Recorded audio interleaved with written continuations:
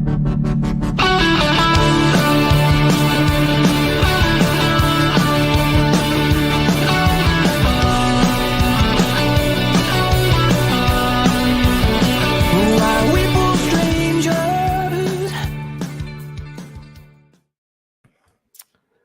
right, lads and lasses, and good day, mates. Welcome to another episode of the Toon podcast, the Southern Hemisphere's #1 podcast for all things Newcastle United. And we're coming at you live, pew, pew, pew, pew, pew, from the great southern state, country, island, I'm not sure what the hell we are, continent of Australia, down under. It is just gone 11:30 p.m. This is going to be another late one for us, and we're going to be watching the Fulham game live from Craven Cottage, and we're going to be talking about the teams in just a few seconds. But first of all, a very quick hello to Craig. Has your hair grown longer or something, Craig? I'm just imagining your hair being shorter. Has your hair grown longer lately, or I know you've moved? No, house, it has grown longer. But congratulations! With everything that's been happening, I've not had time to get a cut. It suits you, man. You don't look like a bald egg anymore. Well, you know, I might keep it that way. Who knows? We'll see. You might just like comb it like forwards a bit and just get that massive forehead just like covered up ever so slightly, just like that. You know what I mean? I could do, but like you say, I've got more of a 5 head than a 4 head, so it's it's just one of those things. Plus, it's riddled with scars and all, so it's just one of those things I've got to put up with in life. I'm afraid. Your face is not 50% down your head. I'm only taking a piss, mate. It's all good. We're all friends here, aren't we? We are. Last time I checked, we're all friends here. That's all good. Aye. Good. All right, so yeah, we're going to be talking about the live. We're going to do a live watch along of the Fulham game. It's going to kick off in about 25 minutes, midnight for us, 3:00 p.m. in the UK, of course. Teams have just been released about 35 minutes ago, and we're going to start off by talking about Fulham since they are the home team. Everyone's watching, but I'll just talk through these names anyway and see how many I can get wrong. So it's Leno in goal, Mbabu, Tosin, Ream, Kurzawa,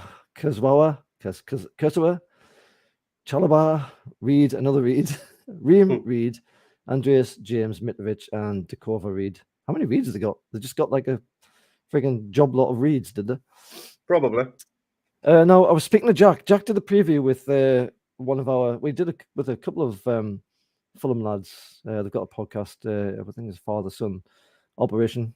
Nice blokes. Their prediction for this lineup was slightly different. Jack says the defense in particular was different to what we've got here. So we'll talk about Mitrovic in just a minute because obviously it's Mitrovic and he deserves some talking about. But first of all, obviously Leno, ex-Arsenal keeper, pretty decent, I think. Still, I don't know how old he is, but he's still pretty decent. What are we thinking about that lineup, Craig? Obviously Mitrovic is a threat. Their main midfielder is banned for this game. I forget his name, that Brazilian fella. But what do you make of this first team here? Well, the other name that sticks out there is Mbabu, obviously ex-Newcastle player.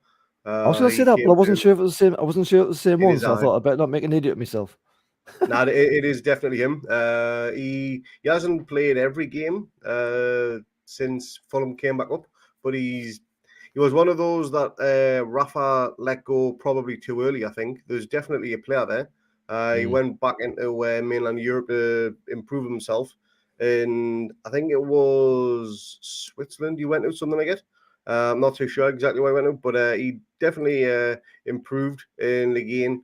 It was kind of like Ivan Toney, just another one that maybe Rafa thought, you're not good enough right now and don't really see the potential, and you got that one wrong. There's definitely a standout in that one. Reem, who's been at the club for a while, he's a good, solid defender on that one. Captain of the club, obviously. And there's not a great deal else in there, to be honest, that I'm actually aware of. That squad that you can see down there, that starting 11 is not what was predicted. So there's a little bit unknown on there, which is it's going to be great for Fulham and great for their fans because, again, we're probably not going to know a huge amount about them in terms of playing against them and what they're capable of. But I suppose that leaves for the unknown because we've got a bit of a strange lineup as well. Yeah, well, I mean, anyone on that bench that screams kind of, game changer. Honestly, I don't know half these freaking names. Tom Kearney, he's been there for a Kenny, while. yeah, Yeah, he's not definitely game got changer though. a bit of a rocket of a shot on him. He can score when he wants to. But apart from that, there's not a great deal on there. If there's any Fulham fans watching in the chat, let us know of any standout players apart from the ones we've mentioned. That'd be great. Absolutely, absolutely. And in the meantime, we'll talk about Newcastle since that's probably the team we can talk the most about.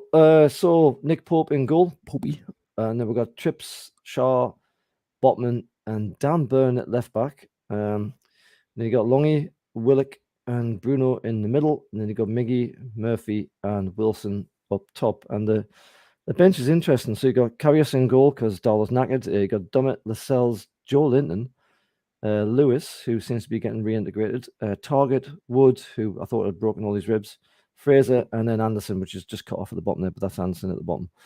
So first team first. Dan Burn left back. That's an interesting one, isn't it?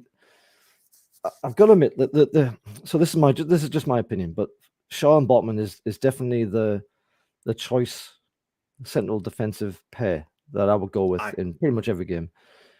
Dan Burn, I love. He's a local lad. He came in and did a job last season.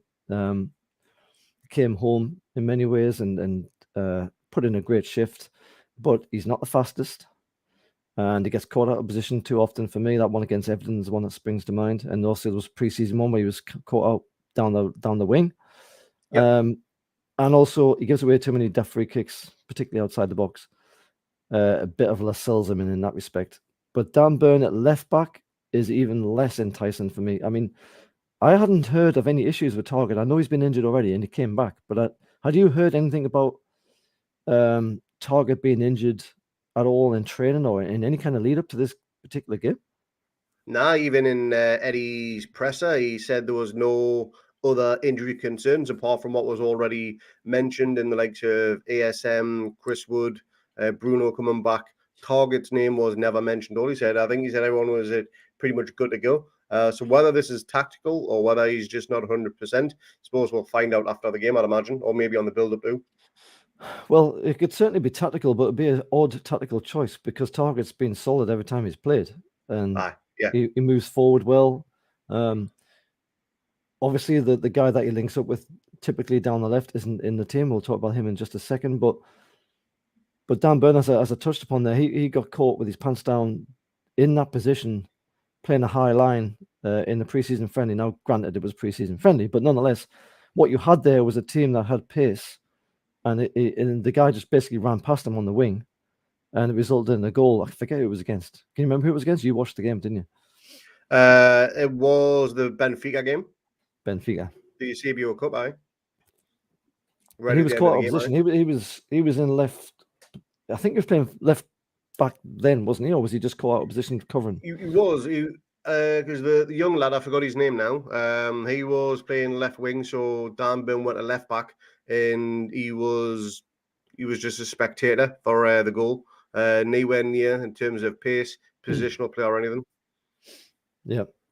Well, we'll have to see how it does with this game, but that gives me the shits. And anyway, moving into midfield. I mean, actually, having said that, Trippier has been targeted more than once this season, hasn't he? We've seen teams already overload down the right, their left, our right.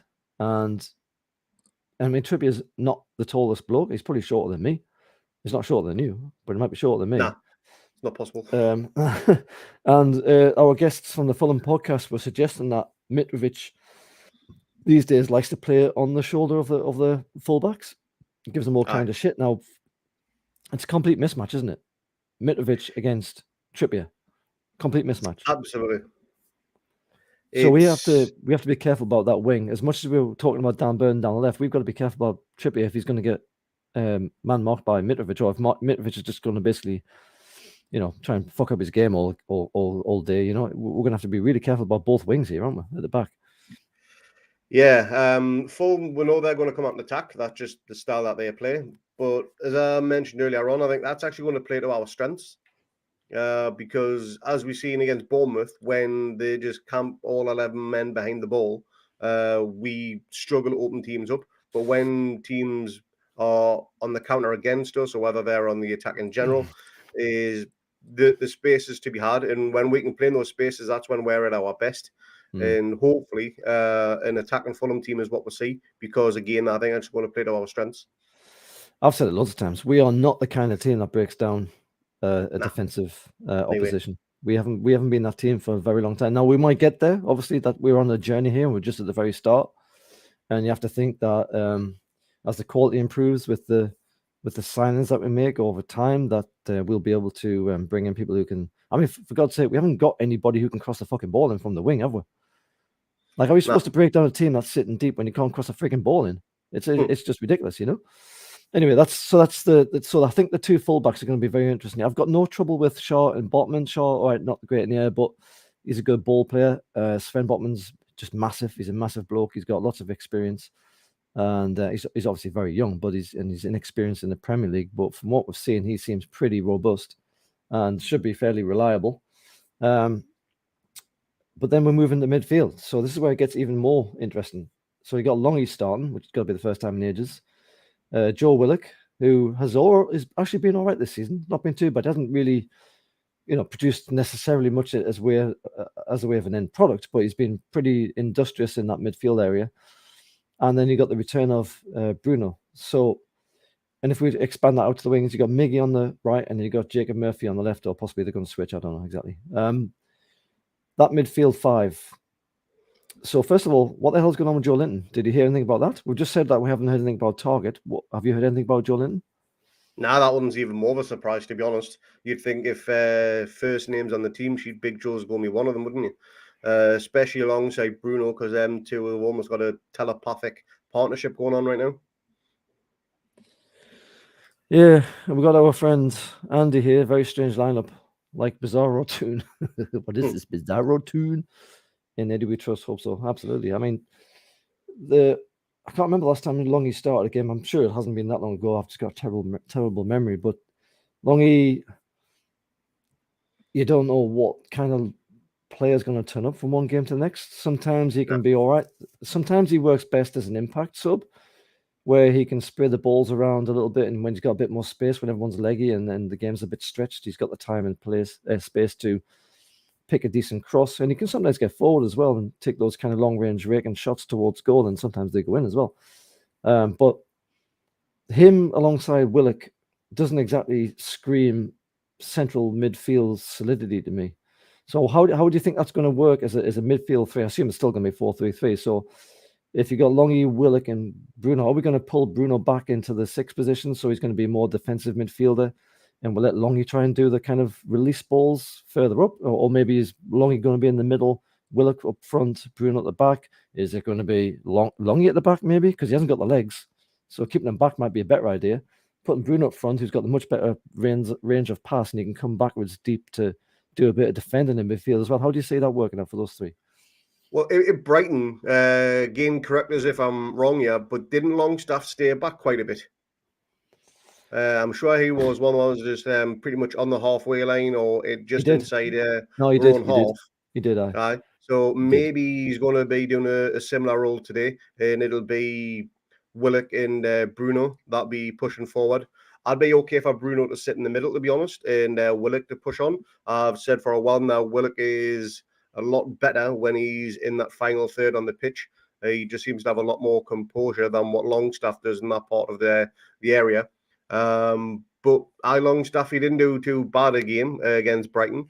Brighton obviously had the majority of possession and whatever, but we didn't concede. I'm happy if he can do that same type of thing again. Fulham are a totally different kettle of fish to Brighton, so it's going to be an interesting game. See how we line up. Obviously, the formation will be fluid, so they can change it as they need and want to. Could we even go for a flat five in midfield, depending on how things go? Don't see why not. Or maybe even go with a 4-1-1 situation. We've definitely got players that can play through the middle. My good friend Jacob Murphy, he's there in the starting lineup. Let's come on to the wingers then. So you've got Miggy, who kind of picks himself when the squad's as it is right now. Yeah. And then you got Murphy on the wing, who you could either change for Fry and Razor, or potentially Elliot Anderson. Or you could have Elliot Anderson for Miggy, perhaps, but I think Elliot plays better down the left, doesn't he? So, Aye, he does. So, Jacob Murphy starting. Talk us through that one. I don't. I can only see him being put in there for his work rate because he's got an end product, as we know. And unless we're getting goals of hitting the post these days, then we're not going to get much from him. He can cross the ball, and with Wilson being in the middle now, getting those crosses in could be vital. He's got a good head on him where Wilson has been at, so that could be the thinking on there. But it's just his end product. He just doesn't have the vision to get up, get his head up, and just run, and then whip that ball in. I'd love to be proven wrong with Murphy today. I'd love for him to have a cracking game, but he's just not the player we need. To be fair, I think Murphy does get his head up and he does run, and he can take on his man every now and again. He also will lose the ball very cheaply at the same time, and he can often cross the ball in, but sometimes it's a bit shit. But then you contrast that with Almiron, who basically just always sticks his head down, always runs, usually into a cul-de-sac, runs the ball out of play, hasn't got a cross on him to save his life, can't really shoot. So we have basically wingers who aren't very good at winging. You've got Longy, who isn't the best in the midfield area. If he's going to do any kind of holding role, he's not going to be the best because he hasn't got the legs for it. And then you've got Dan Burn, who is more of a central defense than he is a left back. And what you're looking at right here, I mean, we haven't talked about Wilson yet, but what you're looking at here is a really unbalanced team, isn't it? It is. And it's mainly purely because Joe Linton's not there, to be honest. Joe Linton, if you put him back into that squad, you'd say that team instantly improved significantly as well. And he's on the bench. So why is he on the bench if he's not fit to play? I don't know. And again, if anybody's watching, let me know in the comments if anyone's seen anything on social media as to why Joe Linton isn't starting. Be good to know. But yeah, it's a strange one. Maybe it's a tactical thing, just like we said with Target. Maybe it's a fitness thing. He hasn't had any international games to play, Joe. So whether it's something that's happened in training or he's just giving him a rest. You know, he played a lot of football. He's the only one that's played, I think, all 90 minutes every game so far this season in the league. But he's not played international games. He's had a load of rest. So it can't be the rest thing, can it? It's got to be tactical then, surely, or he's carrying a knock and it's not to be risked. And this is the thing, right? What the hell's going on with the bloody training? Because we seem to be picking up a lot of injuries here. Now, there was a time when this was like commonplace and we get a shit ton of injuries like pretty much all the time. And then Rafa came along with his backroom team and it sort of seemed to go the other direction where we started to get very few injuries. And then Bruce comes along and it's like, well, all right, scratch that. That's basically going to go to shit again. But then I assumed when Eddie came in that the injury sort of situation would revert back to the way it was with Rafa, where you wouldn't get this many people getting injured frequently. I mean, it's only week 9. How many injuries have we had already? Canny few, and there's been some significant ones as well. Exactly, lots of hamstrings in particular seem to be good. Now, is that because Eddie Howe was trying to play this high tempo, high pressure system, and he's basically training these guys to failure? Is that what's happening here, do you think? Is he trying to find out who can handle that style of play, who can keep on running without breaking down, get rid of them if they don't match up to what his expectations are, and get someone else in who might be able to do that job? Is he sort of doing that? Is that how he finds out who can do his system? I don't know. It's a tricky one. I know one thing that they did do is to hire a load of sports scientists, blokes and stuff like that to, get where players have got their strengths and their weaknesses and their overall fitness, that type of thing, and any muscle fatigue or anything. But it's clearly not working because we're picking up injuries left, right, and centre. So whether they are being pushed too hard, whether they're not giving enough recovery time or anything, I know Eddie, he loves to get them in training as much as possible. And maybe it's a case of we sold that paddling pool too early and we need to bring it back so they've got the ice bath back, You mean the wheelie bin? The wheelie bin, and the paddling pool as well. Too quick, do we? Right, okay. Aye. And then, of course, all right, let's move on because we've only got 9 minutes, actually. So 8 minutes. So Wilson makes a welcome return. How good's the timing here? I'm starting to think he's like bloody Clark Kent. Like, are we ever going to see Isaac and Wilson at the same time? Or they're just going to be like, he's Isaac with glasses. Oh, take glasses off. Oh, it's Wilson. Like, are we going to ever see these guys in the same team at the same time? I'm beginning to wonder. But what a great bit of time that is for him to come back, isn't it? I mean, do we expect him to last? Oh, it's a difficult question to answer this, like, because the obvious answer is no. But do we expect him to get through this game? This is his first game back. You normally wouldn't start him straight away, would you? Especially not the guy who likes getting injured as much as Wilson does. Aye. So this is a kind of a necessary risk, isn't it? Because we haven't got anybody else up top.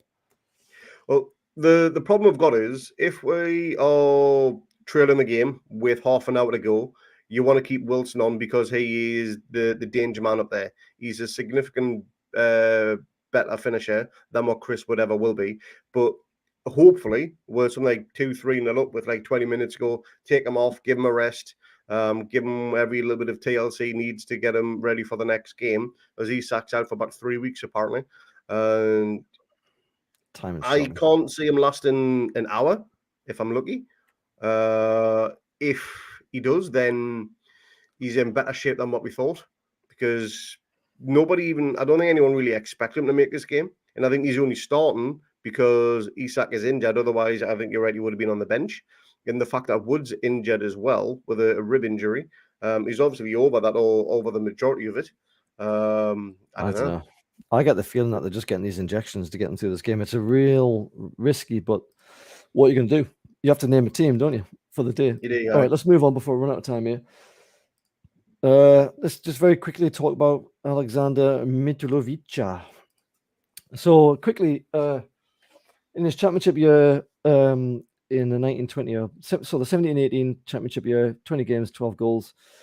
19-20 year, 41 games. So he played all the games pretty much, 26 goals, excellent return. And then last year, 21-22, he played 44 games and scored 43 goals. He got 7 assists in that time. And then his Premiership years, 18-19, he's played 37 and scored 11. Then that shitty season, 2021, where he played 27 and scored 3. And then this season, he's already doubled that haul from the last time in the Prem. So he's played 7 matches. He's already scored 6 goals. Now, no assists. But what I think is interesting as much as anything is the amount of yellows and reds. Now, the last game in the Championship 21-22, he picked up 10 yellow cards. So he's obviously still willing to put himself around and pick up the yellow cards. I don't know if he got any suspensions on the back of that, but I assume he did. This season, only 7 games, but only 2. The season before that, only 3, and no red cards. So I think, as the guys were saying from the Fulham podcast, he's really kind of toned. He's improved his game, hasn't he? He's not so willing or not so likely to get sent off. Pick up a yellow is fine, I guess, but like he's not so likely to get sent off with his hot head that he used to have when he was at Newcastle. And this season, he's already banging them in. 6 goals in 7 games is excellent. Last season was just mental. 43 goals in 44 games is absolutely absurd. Unreal. We've got 5 minutes. What can you sort of condense Mitrovic as he is right now and into this game and what we can expect and how do we deal with him? Well, he's a caged animal, isn't he? And if you open that cage, he's going to attack. He's going to be a threat. He's a nutcase, as we know, but he's a lovable nutcase. I don't think there's anybody on Tyneside that has a bad word about him. He's a Newcastle fan as a kid, so there's obviously that connection with us as fans as well. But he's a cracking player. He's a one that we all wanted to see do well when he moved away from us. And he proved that in the Championship last season. I mean, that's an astonishing amount of goals. Yes, it's in a much poorer league, but as you mentioned, he's got off to a flyer already this season. Will he continue that form after Christmas and after the World Cup? Time will tell. And if he can get into double figures for the season, which he looks like he should do already, then he's definitely improved over the last Premier League season and beyond. Yeah, well, I think I still remember that 18-19 season where he did like a blazing amount of goals and then kind of just dropped off completely after Christmas. So you never know how it's going to go with him, do you? Very quickly, because we are basically 3 minutes away here now. So here's the head-to-heads at Craven Cottage in the Prem, 7 games each. 3 games to Fulham, 1 to us. 2 games lost to 1 to us. And 2 games drawn to 5 games. What? You'd be what? 2 games drawn to 5. Anyway, league position 6-10. Goals for 12-8. Is this season or what's this? Is this season? This is this season, isn't it? Oh shit, sorry. Played 7, won 3, lost 2, drawn 1. We've won 1, lost 1, and drawn 5. They're the 6th, we're 10th. 12, 4, 8 for us, and 11 against and 7 for us. So they do concede goals, but they do score them. A bit of a Kevin Keegan sort of mentality. And just very quickly, here we are. We've actually crept into the top 10. I didn't even realize we'd done that. Lots of draws on the form, as you can see there. 1 loss, which was absolute bullshit. 90th minute. Fuck you. And there's Fulham in 6th, doing very, very well. 2 minutes, quickly. What are your predictions for this game? Before seeing the lineup, I said a 2-1 away win. Now with the lineup, to be honest, I'd be happy with a draw. Oh, it's fucking depressing, isn't it? Very. What was the injury from Gumerish, by the way? What was his injury? I think it was a calf strain or a thigh strain, something like that, but not 100% sure. The kind of thing that might just go again. Could do it any time, but he's had all the scans and everything was fine, and he's trained good apparently. And the fact that he's able to start is a bonus. Yeah, but I've got a strong feeling that this is very much a necessity kind of thing. So we're playing 4-3-3 according to Optus. Fulham playing a 4-2-3-1. Mitrovic up top there, of course. So they're going to pack out the midfield. And our midfield is not very strong, so that's going to be troublesome. So there's the brand new standard Fulham. Looks like it's not even open yet. Huh? We don't know what their midfield's going to be like because it's not the midfield everyone expected. So maybe Fulham have got the same type of things that we have, trying to squeeze a lot of games in over a short period of time. So a bit of squad rotation, a few injuries kicking in maybe. Who knows? Who knows? Nicely come. So we are actually, Craig, as you predicted, in the blue strip. Here we go. Got this one with this ginormous, where is it? Ginormous friggin' walking billboard noon sleeve thing. It's quite a nice looking new stand they've built there at the cottage. Looks like it must be against the river. I've only been to Cottage once for an away game, and it was a bit decrepit, if I'm entirely honest with you. But that looks like that was probably from the away section. Looks like it must be a brand new stadium against the river. Doesn't look like it's open though. Looks like it's completely empty. So this must be a pretty low attendance even by Fulham's small ground stadium standards. Anybody who's watching on the live stream, let us know what you think your prediction is for the game and who you think first goal scorer is as well. Whoops. Got a hard time here.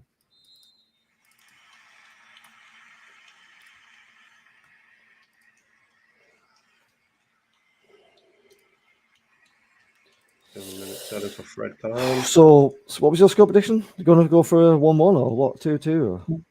Tell you what, I'll stick with my original. Go for a 2-1 away win. I'll go with that. 2 goals to Wilson, I assume. Bruno to finally get off the score sheet for the season, and Wilson with the winner. Fair enough. Yourself? I am going to stick to a 1-1, and I think that's probably asking for a bit much, given that our midfield is pretty weak, and Burns at left back. I am worried about Burn at left back. I really am. If they've got any sort of pace down the wings, we are stuffed. Well, he played left back against Man City, you know, so he's definitely capable of doing so. Yeah, I'm not convinced. Not convinced, mate. Right. And we are underway. Fulham against Newcastle from the cottage. Newcastle in possession. Shoot! Got those weird goal shorts on, haven't they? I am not a fan of the shorts. Should be the same colour as the top in that royal blue or whatever type of colour it is. I can see why they're doing it. It's kind of colour matching the sleeve sort of thing, but yeah, weird. I don't know. Away fans in good voice already, as you expect. I wonder if they've been on the Geordie boat. That would be. I did organise the boats again for this year. I can't remember. I don't know. I haven't seen it mentioned on the Twitter. Like, no. Usually it's all over the place about them doing the boat, but I haven't seen it. It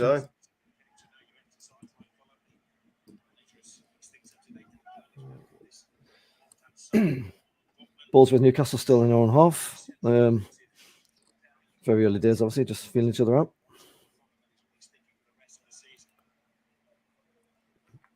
And corner, Newcastle.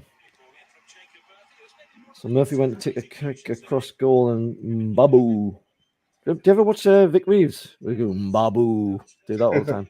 Vavu or whatever it was. That's all I can think of. Yeah. It was nice kind of, was that Longy or Bruno? Nice pass down the wing to Murphy. So Murphy's down the left. Miggy's down the right. Murphy's right-footed, isn't he? Was he left-footed? I think he's right-footed. Naturally. So he's not going to do much on the left, is he? So Trips trips with the corner. What's your time? In goes the ball. It's still alive. And it's very messy. Clocking on to 2 minutes right now. Right, you're a few seconds ahead of me. Oh, I'm not having that, like. Oh, I didn't need to start doing all that. I'm on 2:15, 2:16. Right. Ball with Fulham. Just getting a feel for the ball.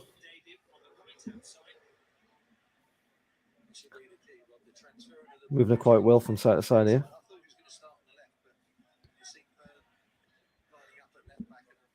That's a foul. All right, Jimmy, how are we doing? What's your prediction for the match? Let us know in the comments. Jimmy. Willock down with what looks like an ankle injury on the 2.5 minute. It's a high foot, isn't it? It could be. I think it's just the way he's landed. I think Mbabu is almost like a scissor tackle, effectively. It's totally unintentional, but all his weight has gone down on Willock's ankle, I think. Willock's in some pain here as well. These are the kind of southern tackles that you get in early. These are the ones that really knock a player out of the game, you know. So you get them in there nice and early, and let them know you're about. Especially something like that kind of tackle where Willock's clearly feeling it on his ankle. He is. It's from Mbabu. It's a high ball. It's a high foot, I should say. It's a high foot. I don't know how that's not even being mentioned by the commentators. It's like shoulder height. Mm-hmm. If that's in the box, that's a free kick to us. You'd have thought. Not even mentioned as far as I can tell.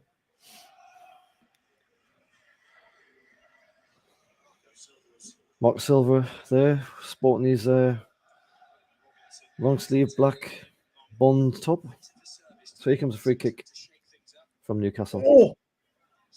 It's in the mix. It's shot towards goal. Saved. It should have been folded up. It's off the bar. Oh, it's off the bar. That would have been a perfect start. That's got to be a corner, isn't it? Didn't the keeper touched it? It's lobbed in from the wings. The mixer. Absolutely brilliant ball. It's a wonderful snapshot from Longy, I think. Dan Burn. Dan Burn, even. Yeah, sorry. Aye. Great save by Leno, in fairness. Wilson just gets the outside of his right boot to it, and he can only succeed in getting off the ball. And that's another shocking tackle on Newcastle here. He's got to be carded for that, surely. And it is a free kick to Newcastle, and it's who's down? Is that Burn? Longstaff. Longy? Fucking great. Oh. It's going to get a yellow. It's too early for Jimmy, we should have been 1-0 up there, like. So, is this the way they're setting out here, Craig? Or they're looking to just sire this down and put some halvers in there? And certainly looks that way. I mean, where are we? Early on. Ooh. That's was he off the ground there? Let's have a look. He was. Nah. I think the ball was there, to be honest. Yeah, but he's got his foot up. His trailing leg's fine, it's along the ground, but his foot is up and studs are shown right into the Longy. I think a yellow was the right decision. I don't think it was worth anything more. But VR looking at it though. Yeah, serious possible red card. That is. He's flown into that. You know, he's absolutely flown into it. He's nowhere near the ball. If I was actually looking at it there, I know slow motion makes it look worse. That's an ankle breaker. That's an ankle breaker. That. Aye, yeah. That's an absolute ankle breaker. It worse. It really fucking does. 6 minutes in, and they're doing this to us. Ankle breaker. The ref's going to go into the monitor, I think. I think he's going to have to. He's tanked into that. He's got nowhere near the ball. Aye. They've just done a freeze frame for those that aren't watching. This usually means he went into his ankle. This usually means that the guy's going to get something else. So this could be a red card here. This could be a red card to Fulham. I'll be honest with you. If this is a red card, I will not be surprised at all. This guy just fucking belts into that challenger. You can see him, he just fucking runs full ball, stood up into his ankle, nowhere near the ball. Aye. There's definite contact as well. He's only shown him this bit. He's not even shown him the bit where he just legs it. He's only shown this challenge. If he just shows this challenge, you probably think yellow's fine. What he needs to show him is the bit where he fucking sees the ball come loose and then just legs it straight into it. Let's see. Oh, he's off. Red card. He's going to be off.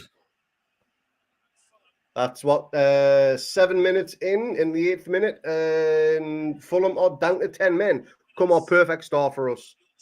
Come on. And that weakens their team significantly. He's one of their better players.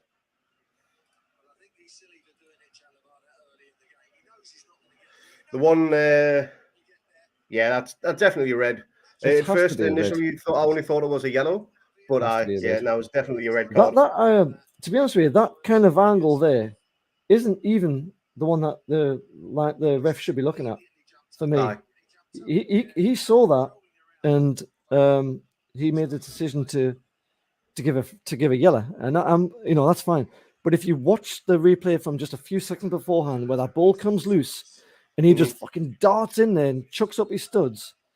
And the referee didn't even get to see that. Didn't even see it. He just saw the actual contact, which is why I think sometimes VAR is fucking ridiculous. Because really, that's unfair. That was a red card, don't get me wrong, but that was that VAR review there was ridiculous. Like, if I was a Fulham fan, I'd be thinking, that's fucking ridiculous. From what the ref's got. The ref didn't get to see the whole thing. Stupid. Josh, we're watching this on Optus Sport. You're live in Australia. Optus Sport broadcast every game from every club in the Premier League every week.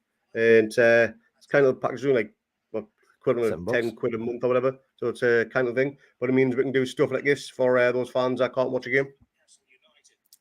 And where else are you going to watch it other than from people on the other side of the planet? Exactly. Why not? Yeah. We cracking insight. So you get the benefit of this. Cracking insight like what we've got right here. Anyway, the ball's with Newcastle. It's in the runoff. Fulham down to 10 men already on 9 minutes. Where's my timer gone? So this really should set up the game for. This could be another one where Fulham just sit back and defend now because they've only got 10 men. But sometimes, you see those teams where that somehow that little bit of extra space just gives them enough of a initiative to take the game to the opposition. But really, you would expect now Fulham to get very tired long before Newcastle do. It's a ball down the wing here to Newcastle, to Miggy. He's well defended. It's good defended. But it'll be interesting to see what they do here now, because that really does put the cat amongst the pigeons for Fulham. It's so early on in the game as well. The one potential thing it can do, though, is give Fulham plenty of time to reorganise. Whereas if a red card happens in, say, the last 15, 20 minutes or so, they're going to hang on for the last. Yeah. Yeah, absolutely. Marcus Silva's a pretty good manager, so he'll probably right now, he'll be thinking, let's just get through to half time so we can reorganise. I'd imagine that's probably his main priority here. Good pick on by Murphy. Newcastle spread the ball out wide. Murphy on the wing into the box. He tries to square it, easily cut out. Typical Murphy cross. That's a foul to Fulham. And no, it's not. It's full playing on Newcastle. Newcastle down the wing and spreading it wide by Willock. Chipped into the box. It's headed. It's in. It's in. Go! Wilson! Yes. 1-0. Come on. Wilson scores goals, doesn't he?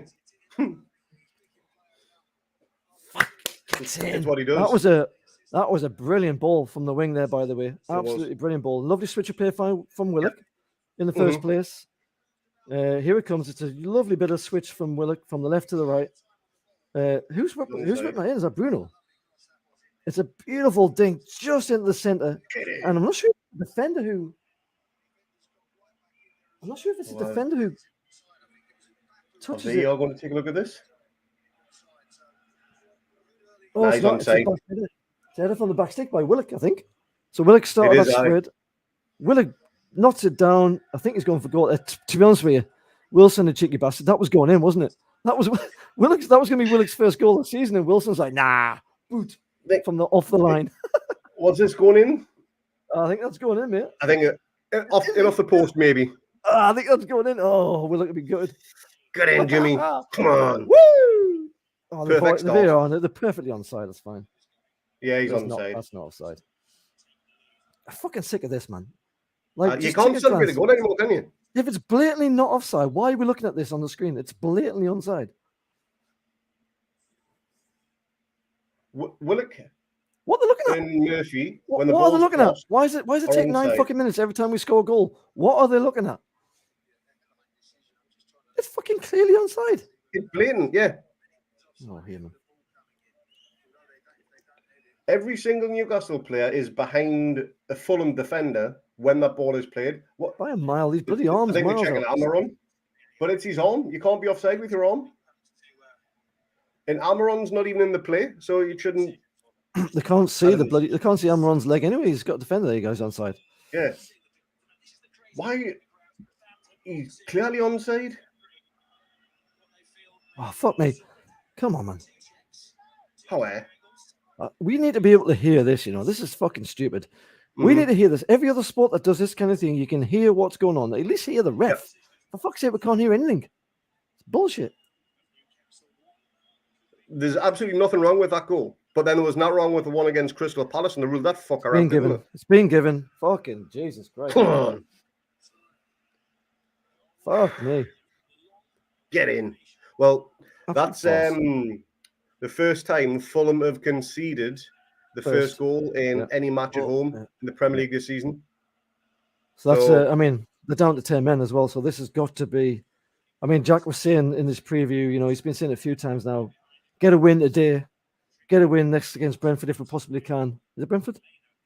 Aye, Brentford's next eye. And then, you know, that's kind of put a rocket about our season because it's been, you know, you can say what you like about our season, but it's been fairly disappointing with these draws. You know, it's not quite where we're still bloody top off, like, but, you know. Aye. We need a couple of good wins. You know, we've only had one win all bloody season. Mm-hmm. Well, we should have had more, but we're not going to talk about those ones. There's Murphy losing the ball and falling over. So Fulham walking the ball out of their own half here, down the wing. It's easily cut out. And it's thrown to Fulham in Newcastle's midway through their half. Down the left. 1-0, Craig. It's 10 men. 10 men as well. You can't ask for much more than that, can you? Nah. Second goal would be dreamland right now, wouldn't it?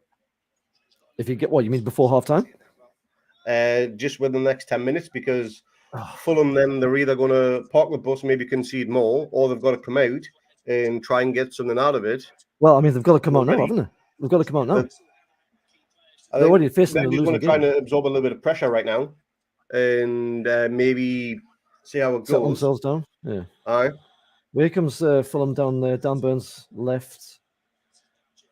Dan James here facing Dan Burn, and Burns stood him up, and he's chipped it into England's number one, Nick Pope. And it's an easy take. I can't help but think about Steve Bruce saying Pope. I try not to think about Steve Bruce, but I can't help it sometimes. I've seen an allotment. So it's with Murphy down the left here. He's got an overlap if he's going to use it. He's not. He's trying to cross it, and goes out for a corner to Newcastle. This really is the ideal start to the game, isn't it? It is. You know what we're talking about? Literally, 5 minutes before kickoff? How we're not looking forward to it. How it's a strange lineup. Could be a very long 90 minutes type thing. Doesn't it change? It really does. But I mean, they don't have 10 men. I mean, that's going to change everything, isn't it? Yeah. But I mean, if we can get a second goal here from this corner, which Trippier's about to take on our left-hand side, if we can get a second here, I mean, I know it's ridiculously early, but you could maybe even call that almost game over effectively. Possibly. It's an in-swinger. In it goes. Lovely right into the mixer. Easily defended, however. It's going to come back to Trippier. And we've reset. I think we're slightly offside here. And it's a long ball right to the back. To Shaw, I think. He was dinked in Willock. And it's another corner to Newcastle. Some very interesting switch of play going on here. I wonder if that's something we've targeted, because that's not the first time already in the first 16 minutes that we've actually switched from left to right deliberately and intently and all around the box area specifically. Well, they've had plenty of time to do the homework, at least with the international break. So maybe that is something they've worked on in training. I mean, you switch play like in every game, don't you? But I mean, it almost looks like a lot more than what would be noticeable in previous games, that's for sure. It feels like it, doesn't it? Whipped in, outswinged by Trippier, easily defended. Comes back to Trippier eventually, is it? No, it's going to get whipped in by Bruno, I think. He's got 2 on him. Back to Trips, whips it in, terrible ball, easily defended. And we haven't seen anything of Mitrovic yet in the first 17 minutes. No, apart from that clearance just there, but that was from his own box. I was about to say, he even touched the ball. Quiet. Well, I imagine that because they're down to 10, he's going to have to be sitting deep now and hoping that there's some kind of break, on the counter. Mm-hmm. This really is set up for like a really decent win here. If we can just hold our nerve, if we don't do anything stupid, I would take a 1-0 right now. Absolutely, yeah. You'd take a 1-0 at the start of any game. But 1-0. You would, obviously. It was a bit of a stupid statement, but I mean, you're saying, offside Newcastle. You're saying, get another one killed off. I would take 1-0 right now. Yeah, I'm with you on that one. Kieran Trippier, right back, just caught offside. There you go.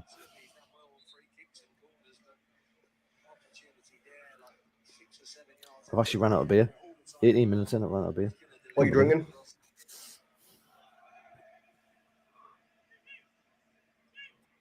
That's old. Great Northern Super Crisp. I'm not doing that shite. I've never seen a beer that advertises it like where everyone gives the beer away to someone else. I've never seen that. It's a real kind of, edgy tactic. Like nobody wants it in the adverts. But if anybody in back in Newcastle in the UK is watching, Great Northern is like the equivalent of Foster's back in the UK. So no one in Australia actually drinks Foster's as much as the adverts would make you believe it. You can't buy it. You can't buy it. You can get it in Dan Murphy's. You can in the crates, yeah. But you can't get into the pubs and get a pint of Foster's or anything. The equivalent locally around here anyway is called Great Northern, and it tastes like piss. You'll love it. What are you on about? Oh no, you drink fizzy pop, didn't you? But here comes Newcastle down the wing. It's with Trips. This has all been Newcastle. It's a lovely inside ball here. If we can do something with it. Fulham so deep here. Newcastle on the edge of the box here. Chance to shoot. Deflected. Possible handball. It's been given as offside actually. Good strength from Wilson there. Fuck it, I'm getting another beer. Bobby, are you from the future, or is that just your prediction of the game?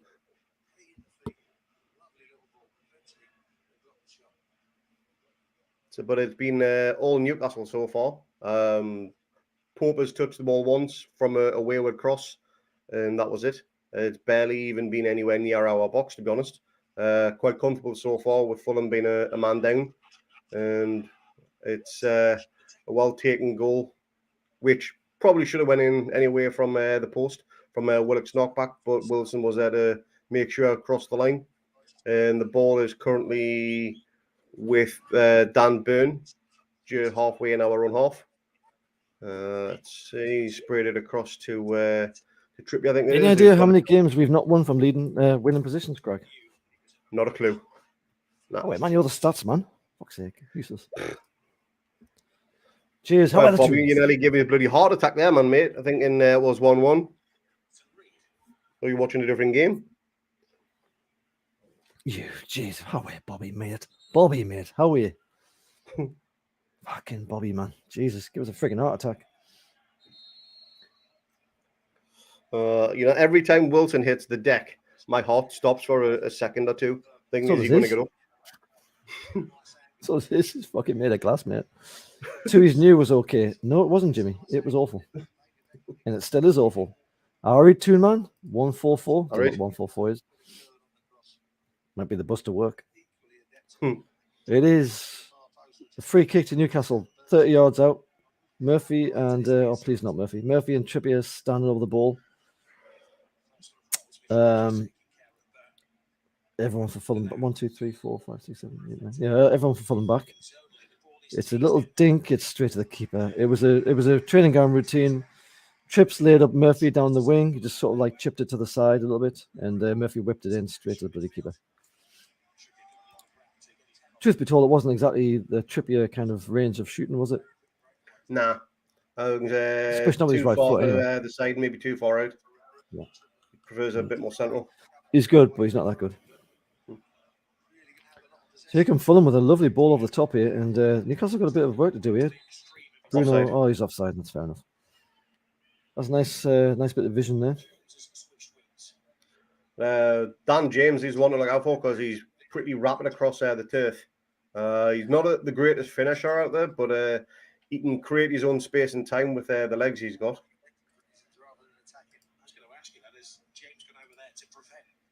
It's good to see Longstaff wanting to drop back and to get into the game. Well, look, we've done everything we need to do here. We can just take our time. We can maintain possession, spread the ball from wing to wing, see if we can open up some holes, some gaps. I mean, to Fulham's credit, they still are pressing the ball here. They're not sitting back and just letting us do what we want. So they've still got an interest in this game. It's a lovely ball to Murphy, but it's cut out by Babu. And it's a throw into Newcastle. And it's already in play. And they've just kicked it straight out. Fucking Jesus Christ. No, it's still going. Ignore me. That looks completely out. If we score from this, you can guarantee there's going to be a 10-minute VAR. Look at that bit of sunshine in London. Lovely ball down the wing to Newcastle here. Cut it in the middle, quick. Dink it. Dinked. It's went out of play. Offside again? Oh, went out, did it? No, it's offside. Was again. It? Yeah. That ball down the wing there looked like it went right out. Did a bit, didn't it?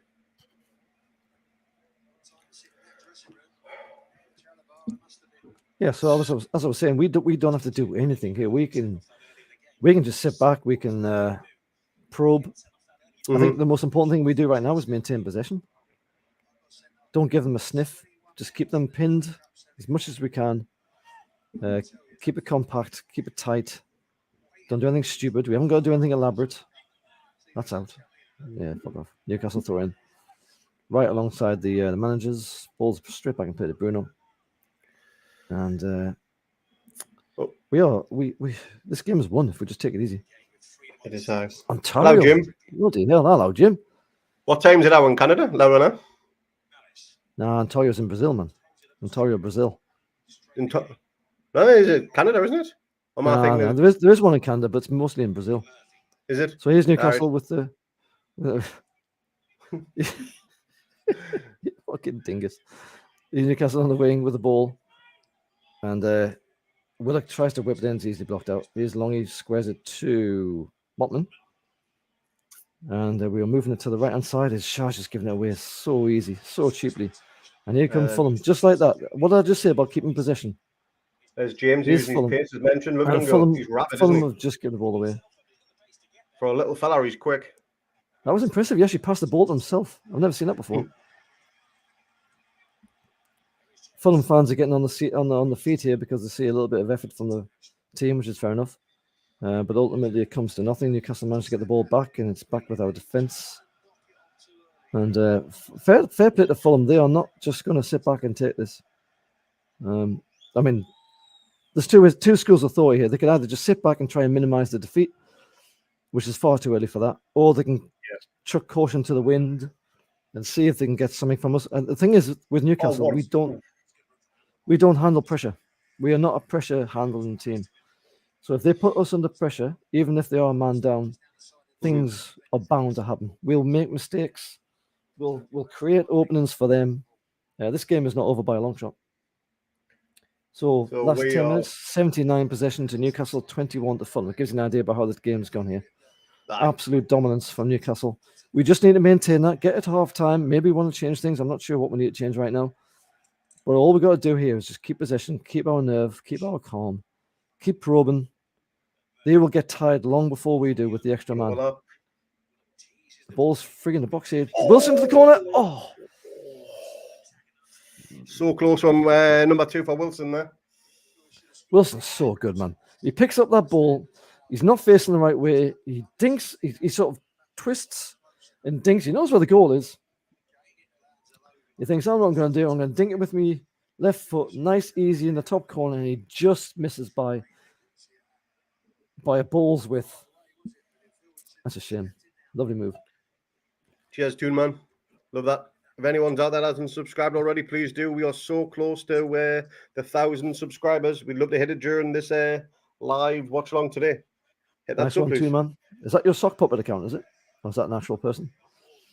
Not a clue. Now to do with me. It's not your lasses again, is it? No. She's got the very adventurous name of Lisa on hers. Yeah, fair enough. You can have more than one account, you know. My lass has already said that she's going to wait till we get to 999, then she's going to press the subscribe to give us to 1,000. She wants the glory. Swizz. I was like, that fucking woman, subscribe now. Anyway. Balls with Fulham. It's all the way back in their box. Newcastle really under very little pressure here. And just an example of how much pressure Fulham are on here. They've just kicked the ball out of play by Reed. One of the 3 Reeds. He's just kicked it straight out of play under very little pressure. There is a big strip of sunlight on the far right-hand side of the pitch, which I wonder if that's affecting visibility. Because Trips, when he was running down before, I don't think he was like that. Yeah. So the sun's in his face right now, for example. It's the other side of the river. It was almost a beautiful ball to Trips. Still finds him. Fulham put a foot in, defend it. I think Mitrovic got a touch there. That's two touches. Ball's back with Newcastle, down the wing to Murphy, who hasn't really done a great deal yet. I'll give you a few seconds to get off the floor on that one. Bruno with a beautiful spread to Trips. And again, Trips can't see the ball. It's in the sun. Probably shouldn't be doing that ball. Or if you're going to do it along the ground. Like, use your brain. If you can't see the fucking ball, don't kick it to him. Exactly. He had his hands up like that as he was like trying to shield his eyes from the sun, which obviously obscures his vision of the ball that little bit more again. So, but I keep it along the ground. You'd think that would be obvious, wouldn't you? Be interesting to see how that patch of light stretches throughout the game. Is it going to get worse? Or is it just going to fade across? Well, it's 3 o'clock already. I can't picture which way the sun goes over the stadium, unfortunately. I've only been there once. No, shit-faced. Here come Newcastle again, down our left with Murphy. Got an overlap with Botman, I think. What's he doing up there? Is it Botman? No, it must be. Is that Botman or Burn? Anyway, it's with Newcastle still. Keeping it nice and tidy in the middle. It's back into the sunshine with Trips. And he needs a simple option here. And we're keeping it down the wing. Nice bit of possession play here. Honestly, this couldn't have went any better this first half. Lovely. I was going to say a lovely switch of play, but he basically just kicked the ball straight up for a goal kick from Bruno of all people. What was that about? Was that the sun? Should we blame the sun for that one? Let's. He's from Brazil. He's got no idea about the sun. So let's just say, It's never sunny in Brazil, is it? No. Like Copacabana Beach, it's like Whitley on a winter's day. Fucking freezing, just penguins everywhere.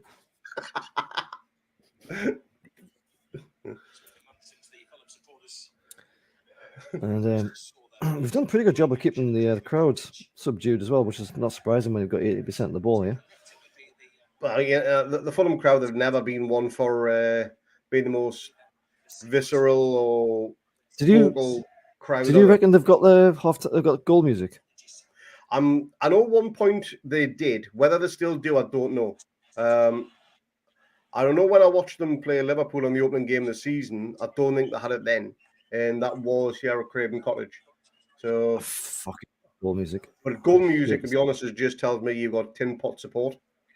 It's also like Brighton where they've got those bloody crackers. Like, Aye. tell you what, that's not 1920s. What the fuck are you doing? Newcastle down the wing in the sunshine again. The new stadium, the new stand rather, is casting a huge shadow. That looks like that's getting narrower. So I think the sun is going over the top of the new stadium. So that strip should disappear soon enough. But that might be second half, which will be possibly in their benefit, not ours.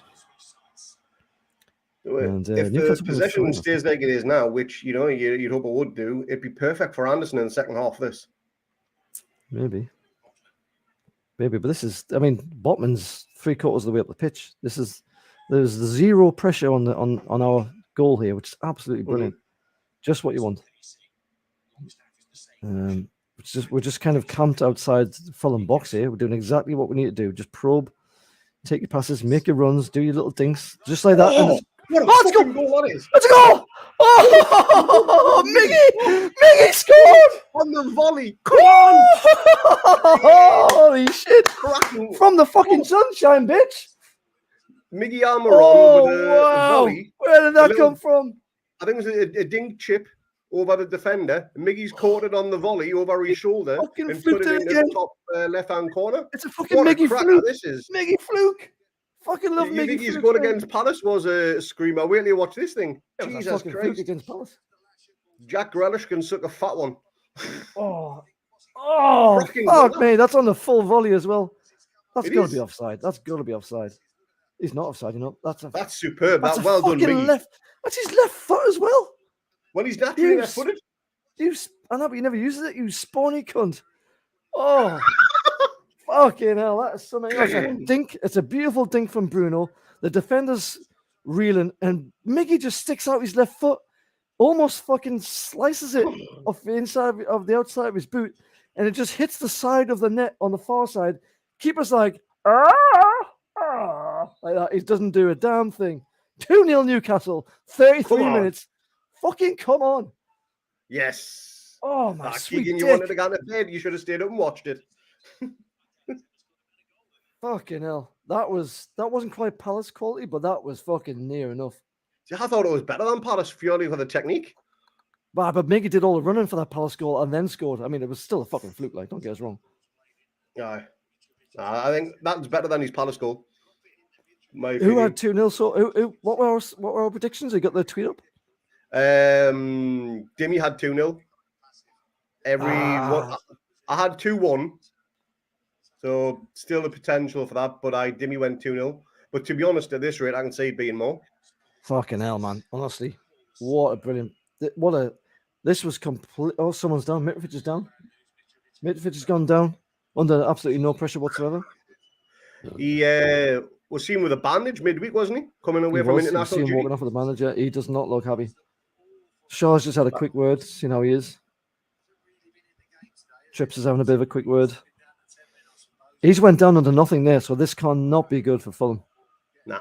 But I haven't said that. I haven't said that, though. He's done nothing in this game. Absolutely nothing in this game. So this is actually bad news for us. If they stick someone who's actually forwarding mobile, you know, that's not good news for us because he's done nothing this game. But all they can do now is commit more players forward, but in doing so, the game's they're lost. just going to concede more. The game's lost. Down to 10 men. Yeah. Fucking 2-0 down on 30 minutes. Watch this. Player off. Watch. This is the first goal. So that's Willock spreading it. A dink in to Willock, who heads it down. It does have almost a Dan Burn. That ball's going in. Does a Dan Burn thing at the far post, even though Dan Burn's not there. Yeah. And Wilson just is like, fuck you. And then that goal from Miggy, that's not a fluke, mate. I'm going to take that back. That's not a fluke. The Crystal Palace game was a fluke. That goal was a fucking fluke, I'm telling you. That was like a CCA against Chelsea, like just fucking into the crowd, who cares? Kind of kick, you know, and it just like balloons in somehow. That goal there was full length, stretched leg, placed outside boot. It was fucking brilliant. Watch that goal, everybody, on Match of the Day. It was beautiful. Mitrovic has gone off. Mitrovic is off. How good is this getting? This is perfect. You know, their star players off. We're 2-0 up. They're a man down. Miggy's scored a worldie. What's the not to like? Oh, mate, what a fucking game. Honestly, I didn't think that 1-1 was even like Normally you go 1-1, 1-1 boring, and I can see how it might be like a tug of war, but that red card has really just changed the complexion as they tend to do. Scored a goal quickly afterwards, which is absolutely vital, and then that fucking worldie from Miggy. Holy shit! That's Woo! yeah. That was just a cracking goal. Genuinely, yeah. Wait till you see that match of the day, you'll be loving it. Absolute beauty. Absolute beauty of a goal from fucking Miggy. And here's Murphy's just skinned his man down the wing here. He's in the box. Still under pressure. Tries to dink it over the keeper. The keeper just like, thank you very much. Leno's like, yeah, no. Wilson has a bit of a cheeky word. And Fulham are right up against it. Right up against it. Last time we played at the Cottage, was we won 4-0, was it? That was Rafa's last game. Was it 4, was it? I think it was 3 or 4-0. If anyone in the comments can let me know. Fucking hell, Dan Burn tried to clear the scored ball. a crack at that game as well, I remember. Fulham now just need to come out of the shells. There's nothing to lose now. I mean, they've already lost the game as things stand, so they've got nothing else to lose here. Mitrovic has gone off. You know, they're down to 10 men. They're 2-0 trailing even before half-time. They couldn't... That first half is literally how you would describe the worst first 45 minutes for Fulham. You could not imagine it being much worse. You score a few more goals, fair enough. But 2-0 down, fucking 10 men. Mitrovic, the star striker, has gone off for injured. Absolutely hideous first 45 minutes. They've had no touch the ball. And here comes Bruno. Skins his man. He's over the halfway line. He's got 5 up in front. He's spread it to Murphy. He's got 3 on the fucking wing. He's went for a shot and he's missed. Oh, Murphy. Honestly, not even close. Kick you right in the cunt sometimes. I really could. We had 3. We had 3 fucking Newcastle players at the far post. 3. All he has to do is chip it. One of those will get the fucking ball. Actually, ended up being 2. But anyway, fucking I'm going to stay quiet on Murphy. Absolutely scuffs it. People are going to think I'm bullying him or whatever. But he's just not cut out for this level of football. Yeah. Anyone who thinks he is fucking deluded. Absolutely fucking mental if you think he's any good for this team. So Newcastle 8 shots to goal, 3 on target. Fulham 0 attempts and 0 shots on target. Fuck me. Just going around some of the Premier League grounds here. Palace are beating Chelsea. Do that half-time, mate. Do that half-time. All right, we've got nothing to talk about. We've got Miggy's Worldie to talk about, man.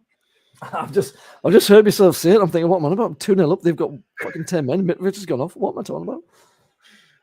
Absolute stunning performance so far. Daft cunt, man. All we've got to do here is just milk this ball here.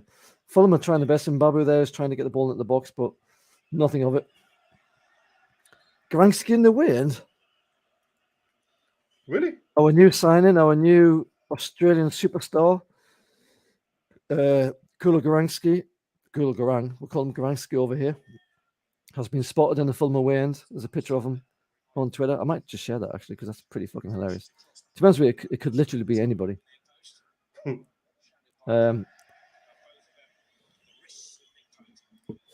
Wait, to be honest with you, Jim, how long is Eddie going to be sticking with Murphy before he gets Anderson? Well, to be honest with you, we've got 80% possession. We've got 2-0. We've got 10 men we're playing against. We've had 8 in this whole game, and Mitrovic has gone off. I mean, to be honest with you, why bother? I mean, it's not like we're chasing the game here. I mean, maybe bring Anderson on when Murphy gets a bit tired, but like right now, everything's working. I seriously wouldn't change anything. You know, while this game is going the way it is, experience though. It would do, but I think we need more than 2 goals to bring on an inexperienced winger / forward though. I think maybe if it gets to 3-0 and it's 70 minutes, bring him on for 20. But you've got to be careful with players like that. You know, you can't, unless you're like one of those type of players who just know fine well that he's going to be the future of the club, like Wayne Rooney or Michael Owen when they were 17, 18, whatever they were. Unless you know they're like that, which Elliot Anderson isn't, then fair enough. But I think he needs to be nursed into the game. I think you should trust Eddie Howe with the way he does this as well. I mean, he did it with Bruno. He would have done it with Botman, but we needs most. We had to get him in. And I think he's going to do it with Anderson. I think he's going to ease him in and bring him in just, you know, when there's no pressure and get the experience that way. That's my personal feeling anyway. What the fuck do I know? Sorry, Vicky. Yeah, sorry, Vicky. We'll try my best. Got a bit excited, you know. She did well not to mention my name because I'm the only one swearing here. Apologies. Sorry, Vicky. Sorry. Craig, stop swearing, will you? Unbelievable. I'll try. Nightmare. Anyway, so Newcastle have the ball down the wing here, and this is just all Newcastle. For the last few minutes of this half, it's just all Newcastle. We're just probing down the wing here, back and forwards. Trippier, Longstaff, Trippier. Bruno's in the ball. Is slightly central. He almost scuffs, switches it, and it ends up with Murphy. These Dan Burn playing almost like a sweeper midfielder. Miggy switched to the left. Oh, he scored for them right, didn't he? Aye. Yeah, he's definitely over on the left now. So was Murphy on the right then? Yeah, they've switched, aye. Right. Okay, so here's Murphy then. This is a good opportunity. Whip it in, kick it. Oh. Good save by the keeper there. Oh. Tell you what, that was effing close, Vicky. Effing close. That was a very bit effing close. Bit of possession. It's whipped in from the box into the centre, and I think it's almost accidentally kicked off Willock's foot, and Leno managed to get a palm, and it's a corner kick to Newcastle, which has already been taken. It's already back in play. Newcastle back down the right-hand wing here. With that one, and hold on, it's a whip to the shot. It's a save by Leno. It's another corner at Newcastle. Again, I mean, how good is this? This is towards the end of the first half here. It's 42.5 minutes, 43 minutes. All the pressure is down the right side of the pitch against their goal. We are not hanging around here. It's off the post. Yeah. It's a free goal. Go!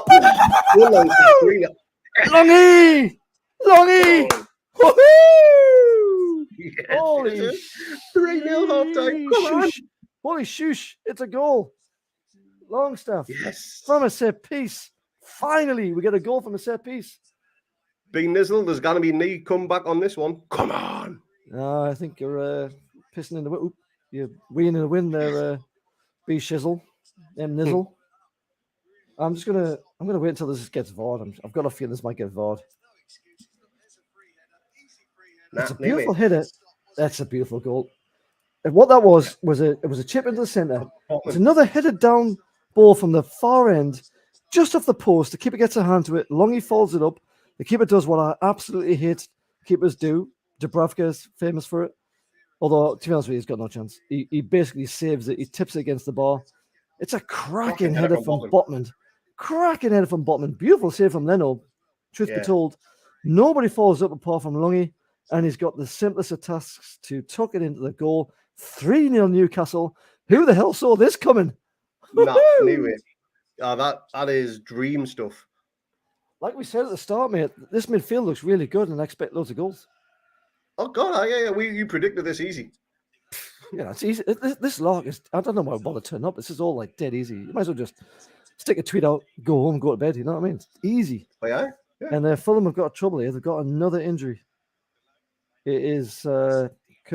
Is that how you say it? Kurzawa, I think how it's pronounced. Kurzawa, number 3, defender. But you would you say it's game over now? Bloody hell, mate. If this is not game over.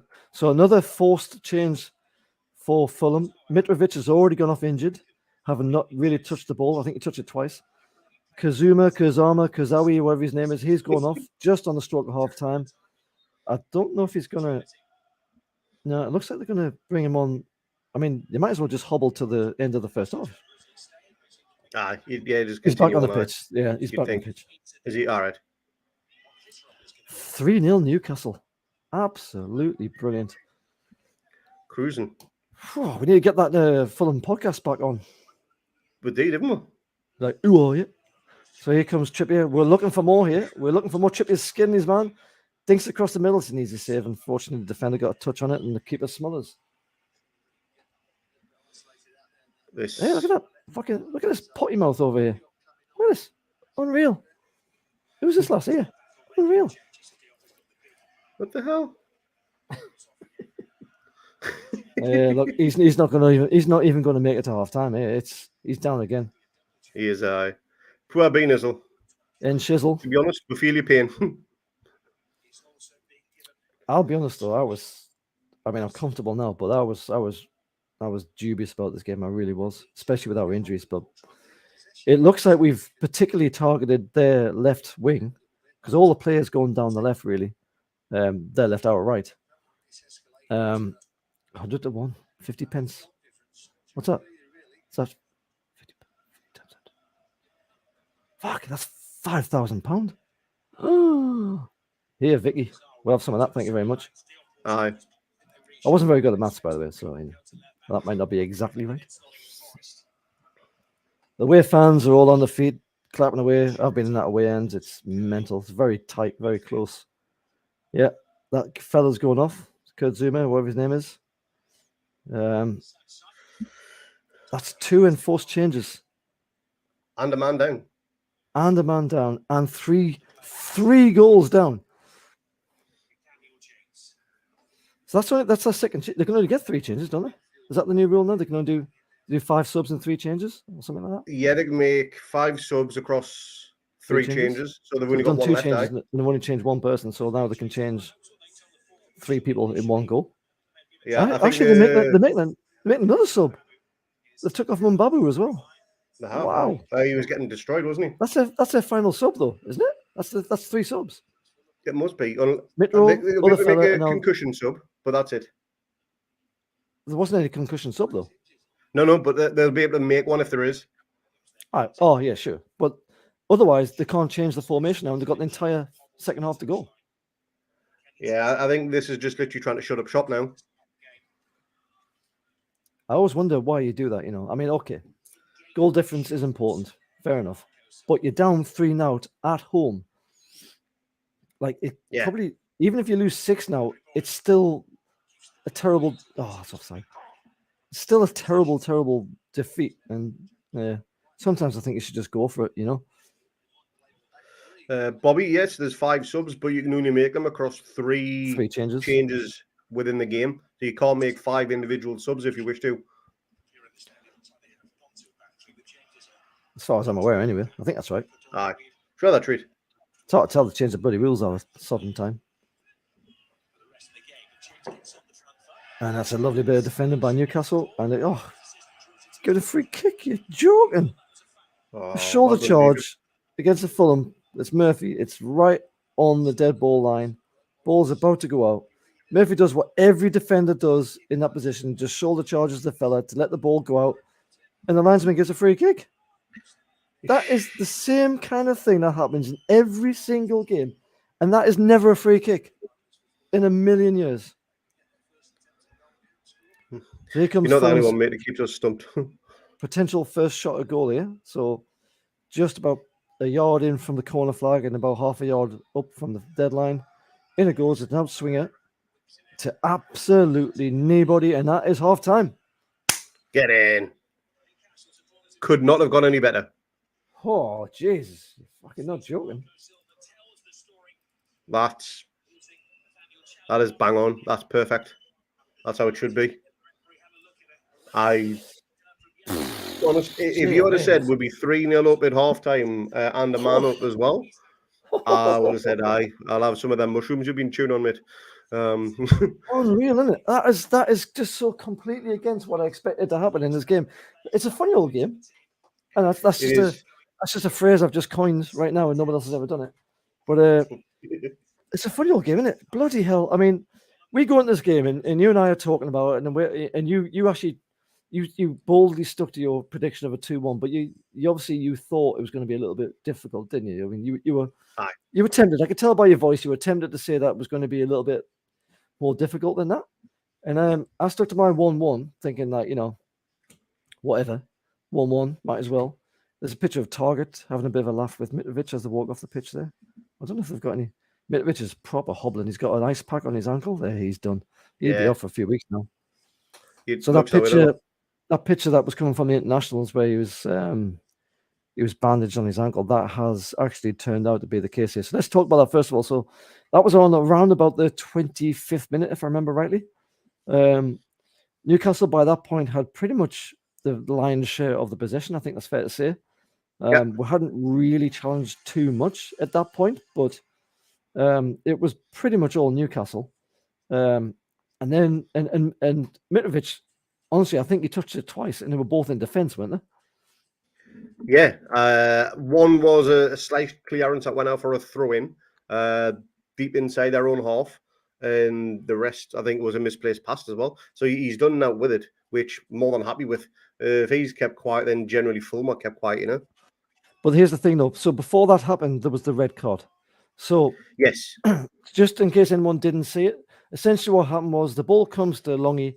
He's about probably 5 yards in from the touchline down the left-hand side of the pitch as Newcastle's direction of play. Just over the halfway line, the ball comes to him. It's a little bit loose. I don't think his first touch is all that brilliant, but it's slightly loose, but it's still kind of in his realm, if you like, of control.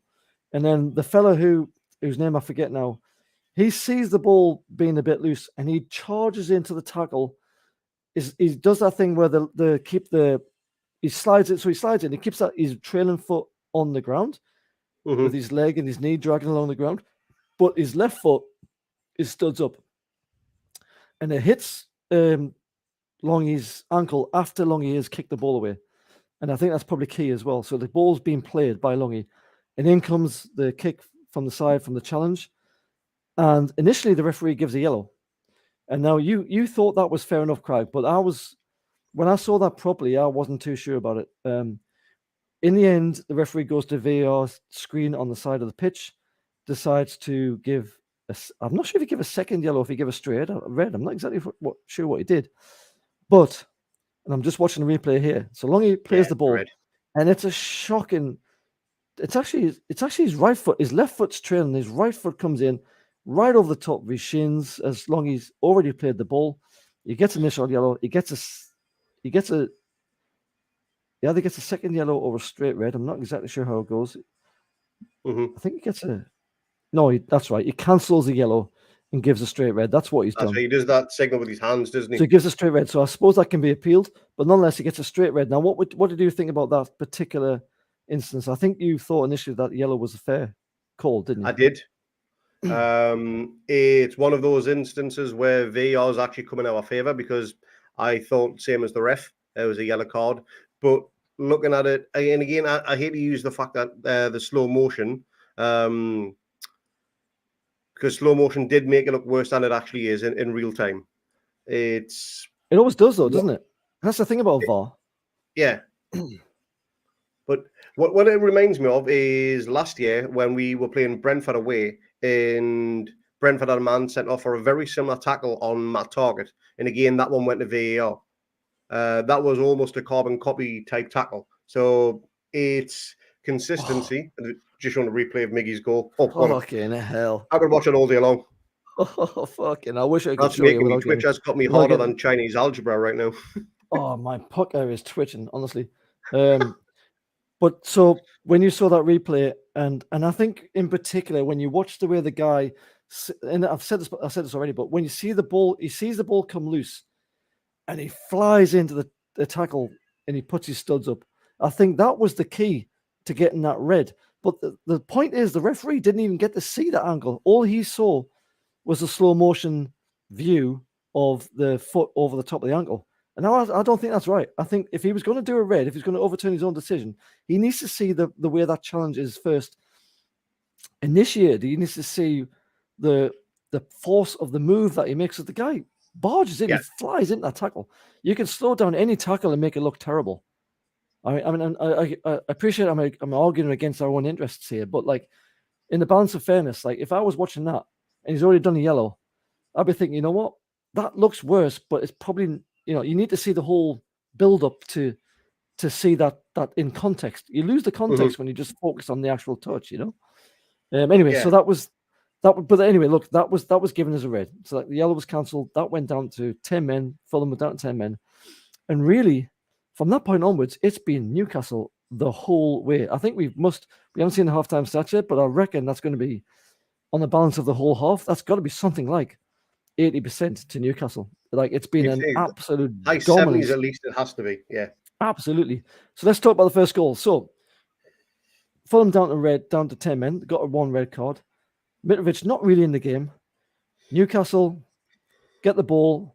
It's whipped in, and it's a downward header from Shit, who was it? Who was at the far post who did the down header? Was it Willock? Was Willock, yeah. So Willock spread the ball wide. I think, wait a minute, that's right. So Willock spread the ball wide on the outside of the box. Bruno dinks the ball into the far corner where Willock has actually ran on from his pass. He nuts it down in the way that Dan Burner's been doing it a lot this season and last season as well. Big man at the back post, nuts it down. It bounces, it goes over the defender. It's heading towards the goal. I reckon that's going in, that goal. That ball, I reckon that ball's going in. But Wilson's there, and Wilson as a striker isn't going to sort of just let it trickle in. He's like, nah, thanks very much. Easiest goal Wilson will ever score. What do you make of that goal, Greg? And what about the timing? Good build-up, yeah. Perfect time to score a goal as well. Shortly after the red card, good play from Willock using his noggin to get the ball out wide. And I like how he doesn't just sit out wide as well. He actually gets the ball out to Trippier. It then comes into the box himself as well. Thinking, there could be anything on here. And ball comes back on. He heads it back across. I do think it was hitting the post. Whether it was going in off the post, I don't know. But again, Wilson being a striker, he's going to tap them in all day long. But Wilson may owe Trippier, Willock a goal bonus fee on that one, to be honest. You never know. But yeah, it was a goal that we needed to score, and we couldn't have scored it at a better time. Absolutely. I mean, that's the thing about going down to 10 men. And like I said at the time, sometimes that gives the team just ever so slightly a strange boost. It's weird. Like sometimes it doesn't happen very often, I suppose, but like sometimes that extra space that is left by the missing man somehow gives the team almost like a bit more freedom to kind of play the ball. It's kind of strange. You see it sometimes, but absolutely not in this instance. So that was 1-0 Newcastle. And then, oh, fuck me. Talk about this. Oh, sorry, Vicky. Talk about this Miggy goal. Talk about this Miggy goal because it is beautiful. It's a dink from Bruno. Take it from there. So the ball is on our right-hand side. Bruno does one of his little runs, beats a man or two.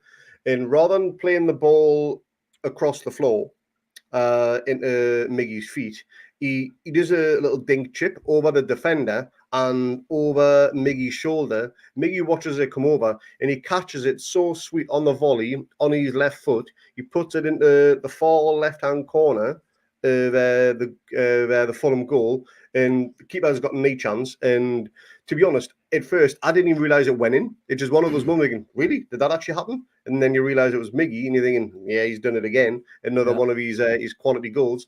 But what a goal that was. That was genuinely the best goal we've scored this season. And that's a big goal. Better than Trippier's free kick against Man City, because the technique to be able to do that was just simply astonishing. It was something else, wasn't it? And the thing is, though, and this is always going to be the problem when Miggy scores, because Miggy doesn't score that many goals, let's be honest. He doesn't score goals at all, let's be honest. So every time he scores a goal, I'm like, yeah, but did he actually kind of mean it? Is he just like trying to do whatever? Like that goal against Palace, I'll say it again, was a effing fluke. There was no way that goal that was a total fluke. I'll stick to my guns on that one till the day I die. That was an absolute fluke. As joyous as I celebrated it, complete fluke. This goal, on the other hand, which I did actually initially think was a typical Miggy fluke, when you watch it back, first of all, what a dink by Bruno. What a bit of vision to see the run on the wing. And that's what you miss when you don't have Bruno in the team. And also what you miss sometimes when you don't have Shelby in the team. But he saw the run. He does the dink. He's got the confidence enough to at least hope that Miggy's going to do something with it. But by Christ, I mean, he runs onto the ball. The defender, this was hinted in the preview. Their defense is not very good. And this is not even the defense that they predicted. This is another defense. And the defense are like, if you watch these goals, the defense is basically statues for all three goals, really, when you think about it. The first goal, they're just looking around at each other. The second goal, they're nowhere near the ball when Miggy slams it into the far side of the net. And then the third goal, like they're exactly the same. They're used to just stand there watching the play and not doing their jobs, you know. But that goal was a full volley outside of the boot. Pretty sure it was his left foot, and he knows exactly where he's going to kick it. It's into the side netting. Leno's like, like that. He doesn't even bother trying. He's like, doesn't even bother trying to do anything. You know, he's doesn't got his walking stick ready. He kind of didn't know with it. It's just it's in. He's done. He's like, yeah, that's gone in. Fair enough. And it's just a beautiful goal. And that's 2-0. And it's still like tons of time to play. So then we get a third goal. So this goal was by Lungy, and I don't suppose Lungy will score an easier goal in his entire career. Talk us through this one because I've kind of forgotten the details. So caught on the motion of it all. I think it came from a corner on our right hand side. And ball was whipped in by Trippier. It went deep. Botman has headed it back across goal. I think he's actually went for the goal himself. Leno has made a cracking fingertip save to tip it onto the post. Right. Yeah. And Longstaff is there just to tap it in, put it under the keeper. And like you said, the Fulham defence were just like statues. Absolutely nowhere near it. You know, they're down 10 men. You'd expect that box to be completely packed. So I don't know if Silva's like say, keep on playing out or something, and he's leaving space at the back. But that's a pretty stupid idea if you intend to kind of keep the score down, which is what you were kind of hinting at beforehand. But I was saying like, just fuck it, just try and do something, try and win it. But that header from Botman was cracking. That was from our left side. A few yards in from the edge of the box. It was on the edge of the box, a few yards in from the side. And it was a belter of a header. Like it was probably going to go in by itself. It was amazing. 76% possession. So here's the stats. So 76 to 24 possession, 13 shots to 0, 7 shots on target to 0, obviously. And I've just lost the rest. That's quick. But Jim, all those 3 goals were in front of the home fans. We will be attacking the away end in front of our own fans next. So hopefully we can get another 2 or 3 in there. A 6-0 win would be absolutely cracking. And I'd imagine Vicky would be loving that now. Depends if I start swearing or not. The hell's the stats? Tell you what, Vicky, if we win 6-0, I want to hear an F-bomb from you in the chat. Ooh. All right. Oh, here's the stats. Here we go. No, we don't. Just before they get on for the second half, just let you know some of the scores around. Aye. So Arsenal beat Spurs 3-1 in the early kickoff. Bournemouth are 0-0 with Brentford at half-time. All games are half-time right now, apart from one. Palace 1-1 with Chelsea. We're 3-0 against Fulham. Brighton are beating Liverpool 2-1 at Anfield. Again, that's at half-time. What's that score? What was that Anfield score? 2-1 to Brighton. Wow. Jeez. And Southampton on 0-0 at Everton. Looks like that one has just kicked off for the second half already. Well, look, here's some of the stats from the first half. So, again, 76 possession to 24 in Newcastle's favour. 13 shots to 0. Just gives you an idea of how the half's gone. 7 on target from Newcastle. 263 passes to Fulham's 84. Like, this is like Man City against some other team, isn't it? It is.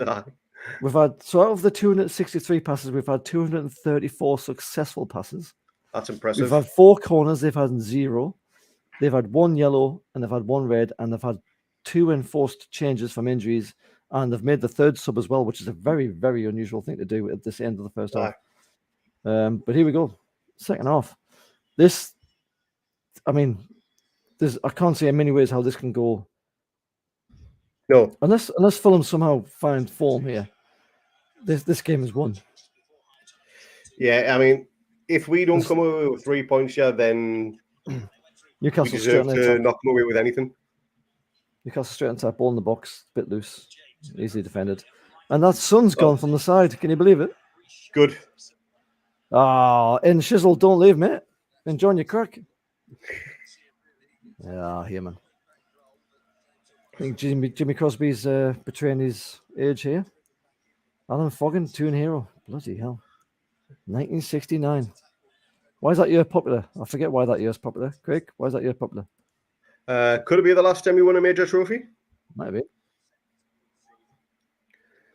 B Nizzle.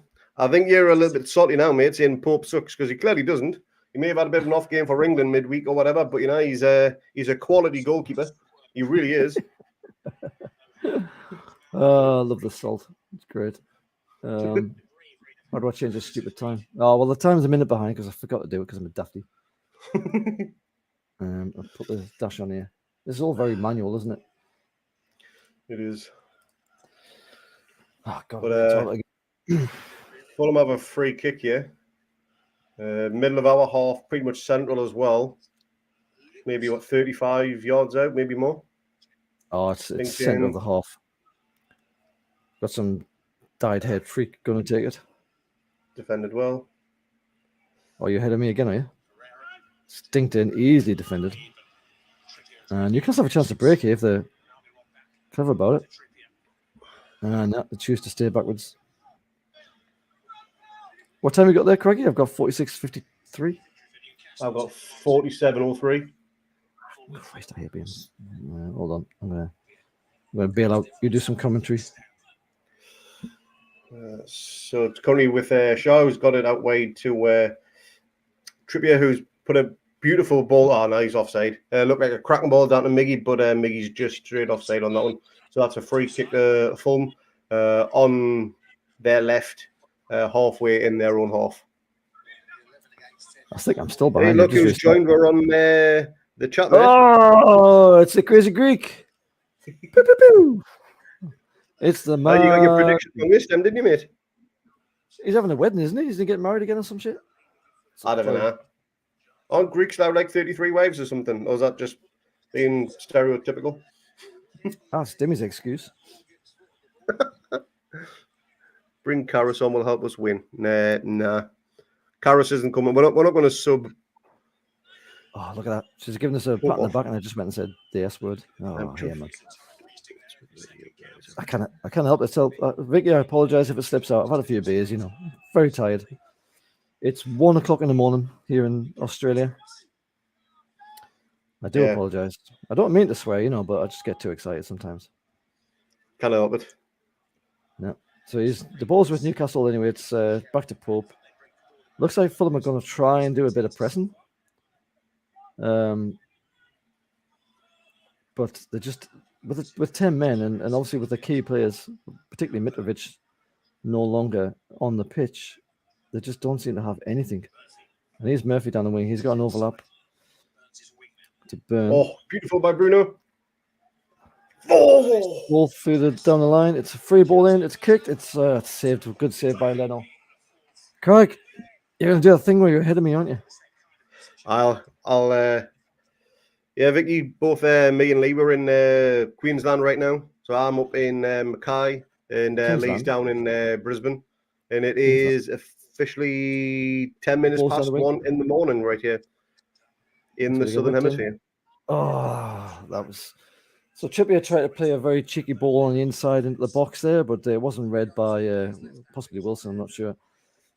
Ball goes out for a throw, but that was for a goal kick, sorry. That was a lovely ball down the line. We've got a troll. To Willock. Look at that comment. In shizzle. I thought you were leaving, mate. You still here? What you doing around here? I don't blame Willock for taking the shot. I mean, 3-0 up. Yeah. Niggy scored. Longy's scored. I mean, Christ, he might as well have a go.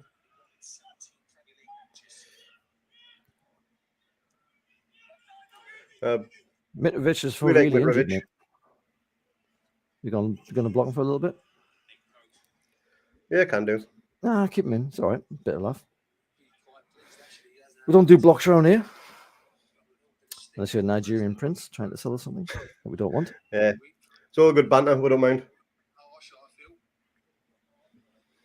And Newcastle just, again, following on from where the first half ended. Here comes a loose ball to Newcastle. Shot across the box, and it's just rolls out wide. There was nobody at the far post to pick it up. There was a ball from Murphy. A lovely switch of play to Murphy from the far wing. I think it was Trippier. And defense, obviously, just useless. And Murphy kind of... I don't think Murphy even looks. No, he doesn't. He just kicks it into the danger area.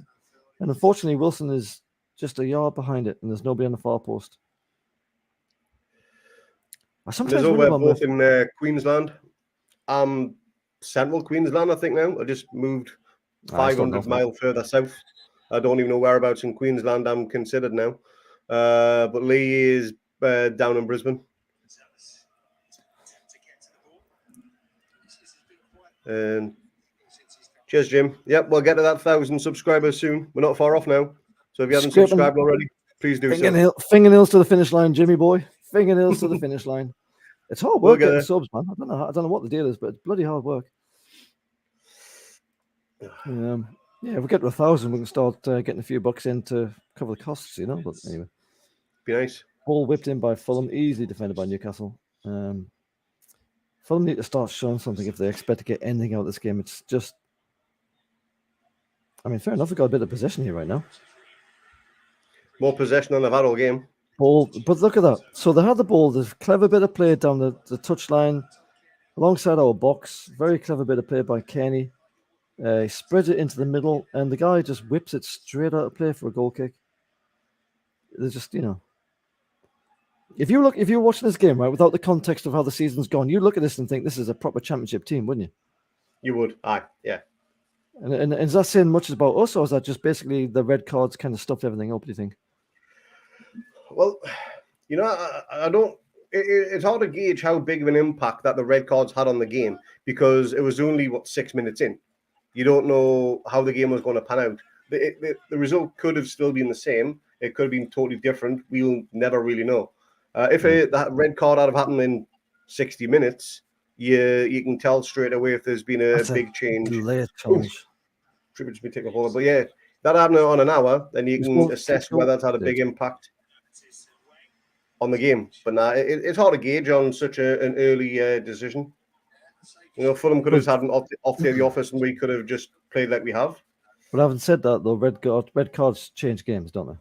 So they do. But again, as I mentioned, they've had plenty of time to adjust to it. Well, as much as you can. I mean, Murphy's starting to get a lot of joy down that wing now. He's taking a few shots at goal, getting nowhere. 15 attempts from Newcastle, 9 on target. 0 attempts from Fulham, 0 on target. And that is a free kick to Newcastle, I assume. Yeah, Ken's getting a yellow. Oh, no, sorry, it's Reed. And that's, what's that for? That's just a drag on Wilson's shirt, just a bit of a drag back. Pretty easy decision from the ref for that one. And this might be an interesting position, this. Oh, it's already in play anyway. I thought it was going to be a chip, it's not. Newcastle have the ball down the left, down their right wing. Fulham's left. It's played inside. I don't think it was expected. And Fulham are scrambling to get rid of the ball here. It's back with Newcastle, all around the box. And we need to have someone on the back post here. We don't have anyone on the back stick. It's gone off for a corner, I think. He hit the flag, corner. Hit the flag, so yeah. And it's played in quickly again. Newcastle we're looking to go for the juggler here. They're not taking any pause. Whip ball to far.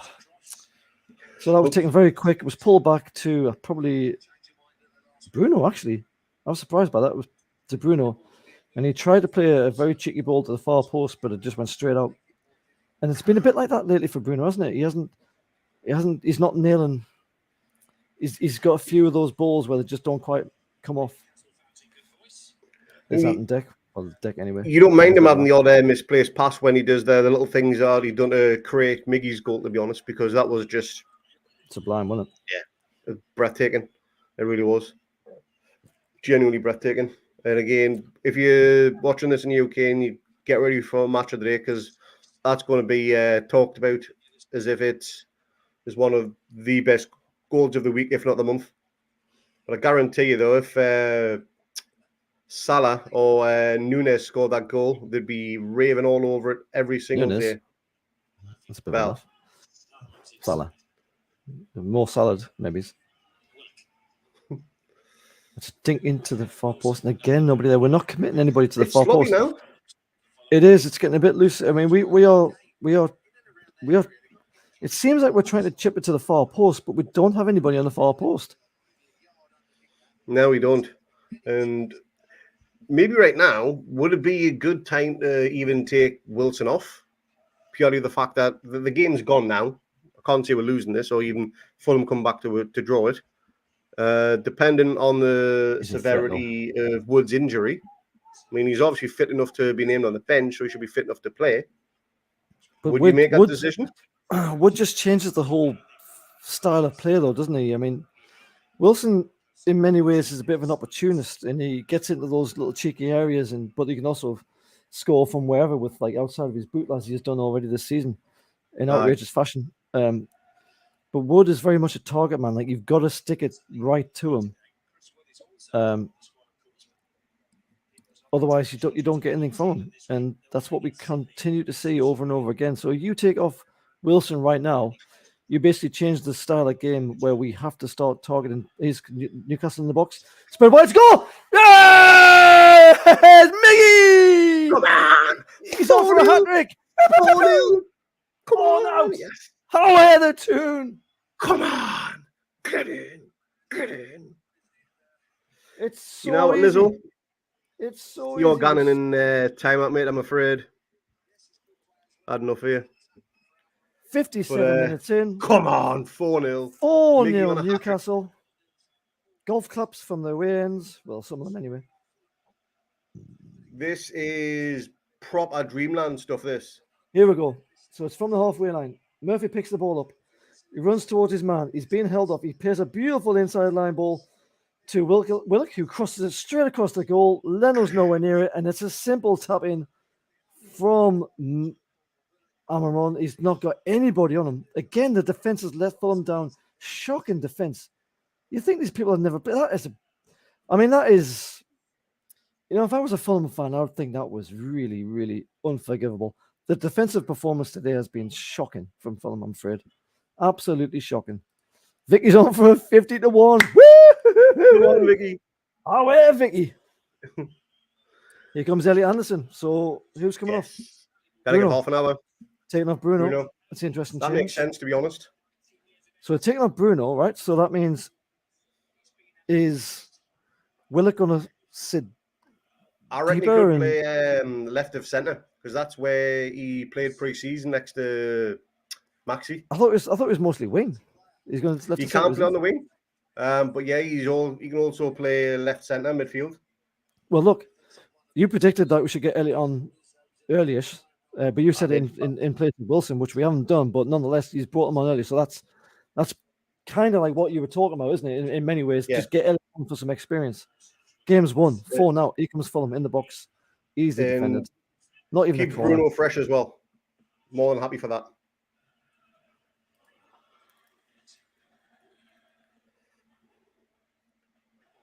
So let's see where Anderson slots in. Fulham trying to do something and getting nothing, and they get a throw in from Dan Burn. Crowd's going nuts. I'm not exactly sure what for. Probably hands. 60 minutes gone. 4-0 Newcastle. Absolutely unexpected, let's say. I can think of some other superlatives, but I might be swearing and Vicky will tell me off. So it's 4-0. Well, she said we can swear. We can swear, can we? Aye, because we're in Australia. Oh, no, we're fucking getting. All right, here we go. Fucking beauty. Oh, jeez, that's a relief. Oh, fuck, cunt, shit, bugger. Woo! All right, get them all out. Get them all out, mate. Get them all out. Oh, Gannon Anderson. I've been having these unusual thoughts, and I wonder what that was about. All right, here comes Newcastle down the wing. It's with Murphy again. And no, it's Willock.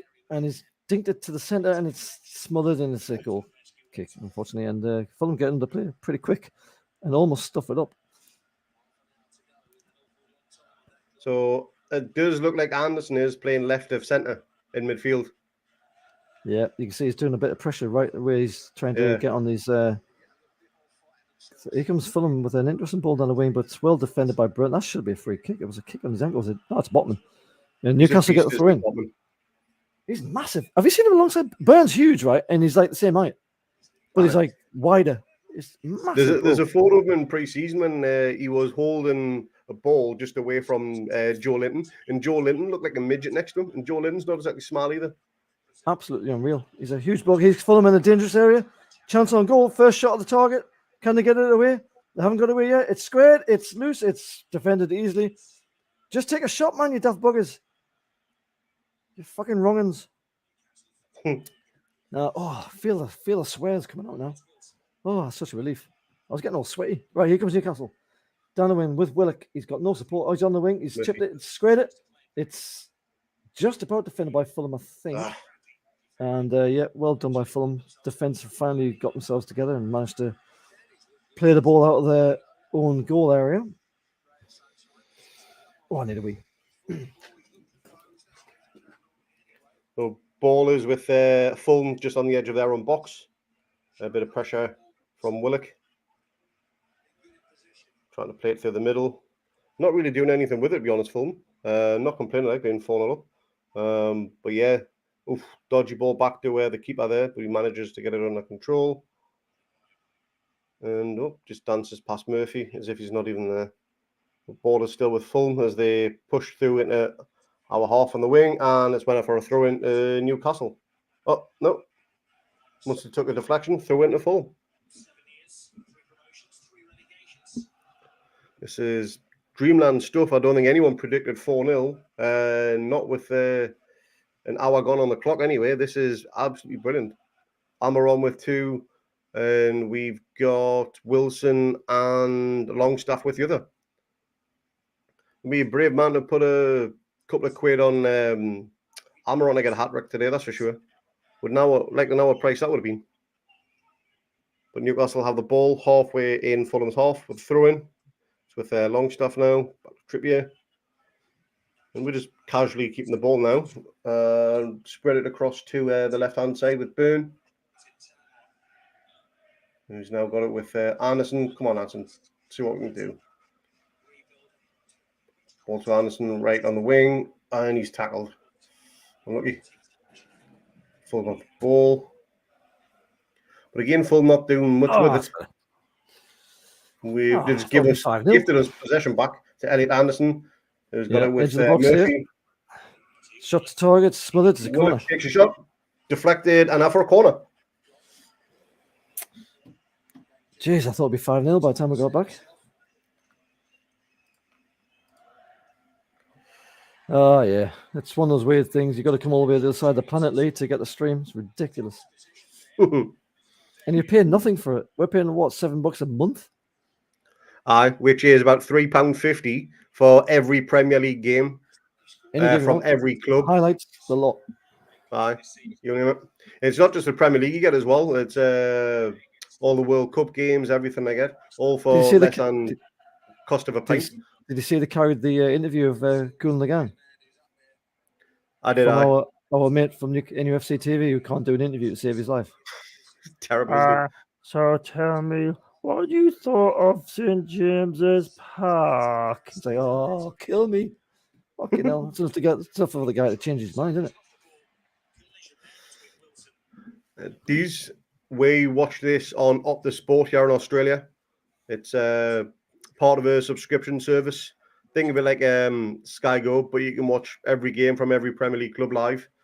And it's all for a very small fee. It's cracking service, to be honest, and allows us to do stuff like this for those that can't watch a game.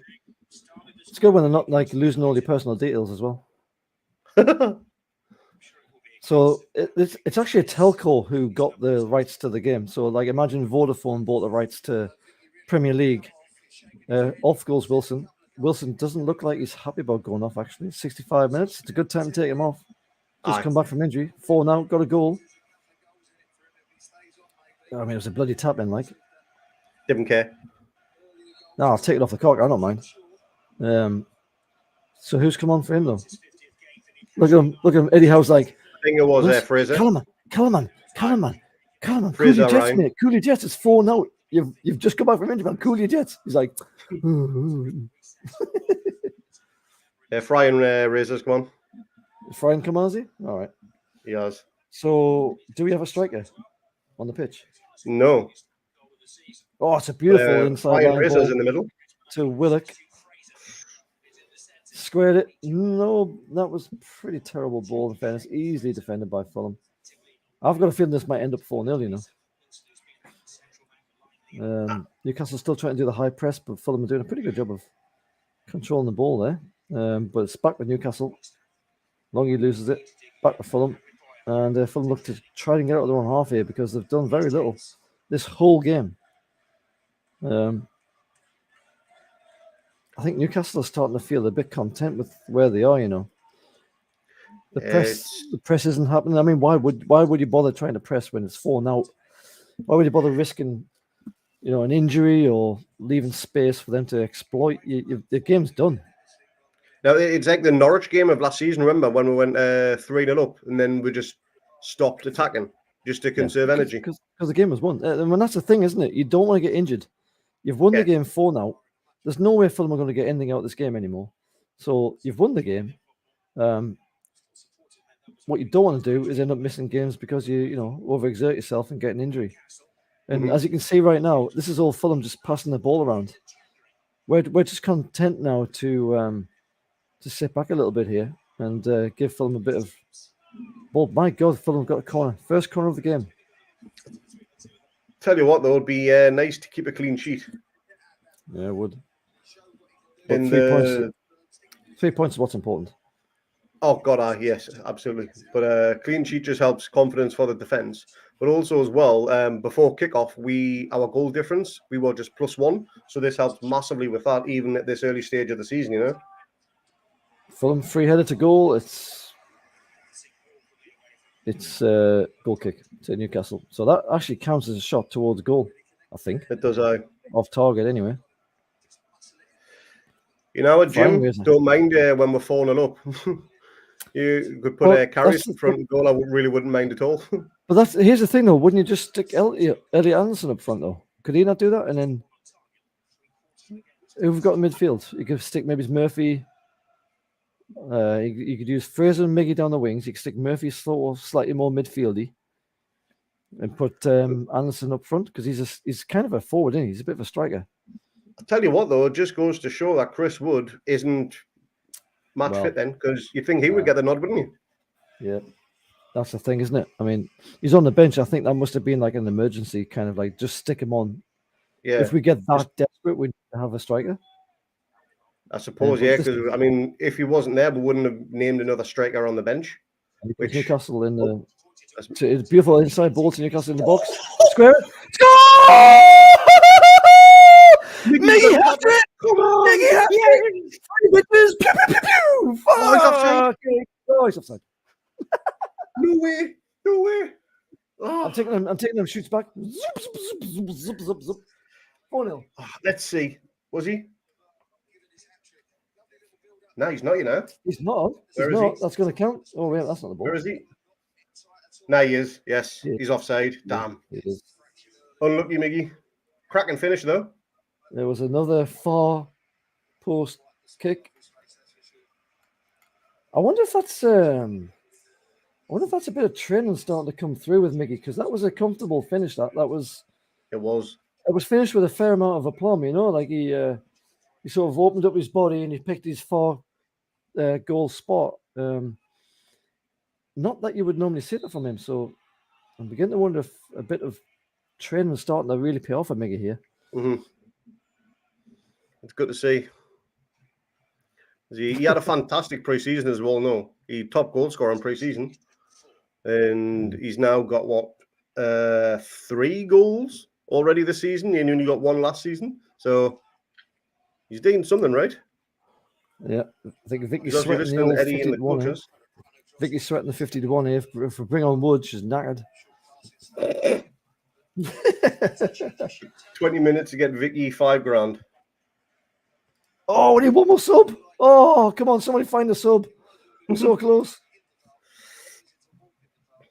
Here comes Newcastle again.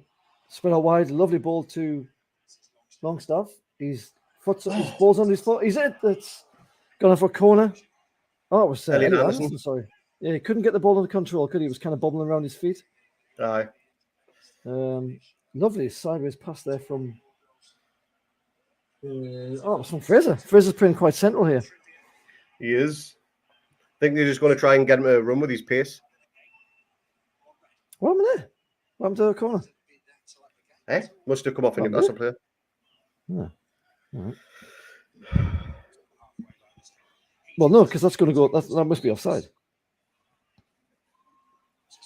Did we do an offside from a corner? God almighty.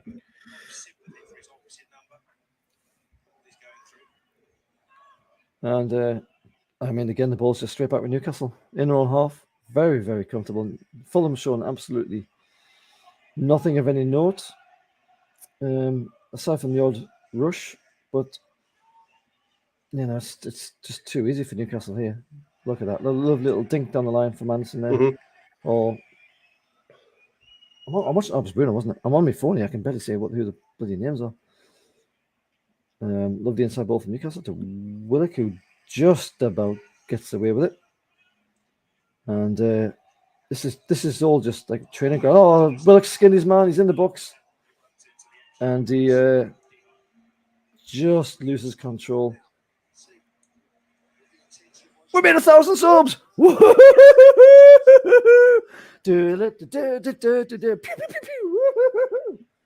Thanks to everyone that Cheers. subbed in this one. You've got us Cheers. that magic 1,000 number. That Alfie is did it. superb.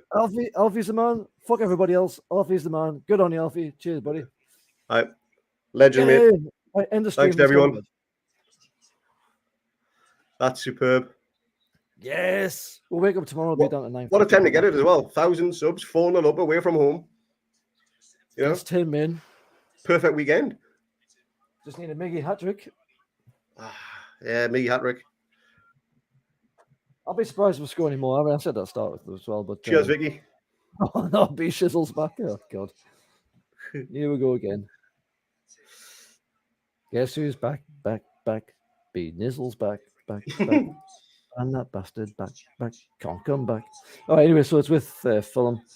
I think Fulham just need to kind of get the foot on the ball and just sort of they just keep giving the ball away. Like, I'm not sure what their plan is here. They don't seem to have a plan. They're 4-0 down, right? So you'd think, like you suggested, Craig, maybe they should shut up shop, right? But they're not even doing that. Leno's just literally kicked the ball straight back to Newcastle without any pressure and presumably without any brains. And now Newcastle away fans are giving the all A's. It's been that kind of game. That's a dirty hat. And there's still 22 minutes of normal play left. Oh, yeah. And if it's Liverpool, it's probably about 35 minutes, isn't it? Oh, yeah, I'm still bitter. Still salty. I've stick my knives in. Loving the banter and the chat today has been fantastic. Cheers, everyone. It's been a good comment section. Nice one on yours. I'm going to haunt your dreams. Don't think so, mate. Newcastle have got the ball here. Elliot Anderson's running at the box, taking on his man. Oh, he's skinned. He's just robbed of the ball.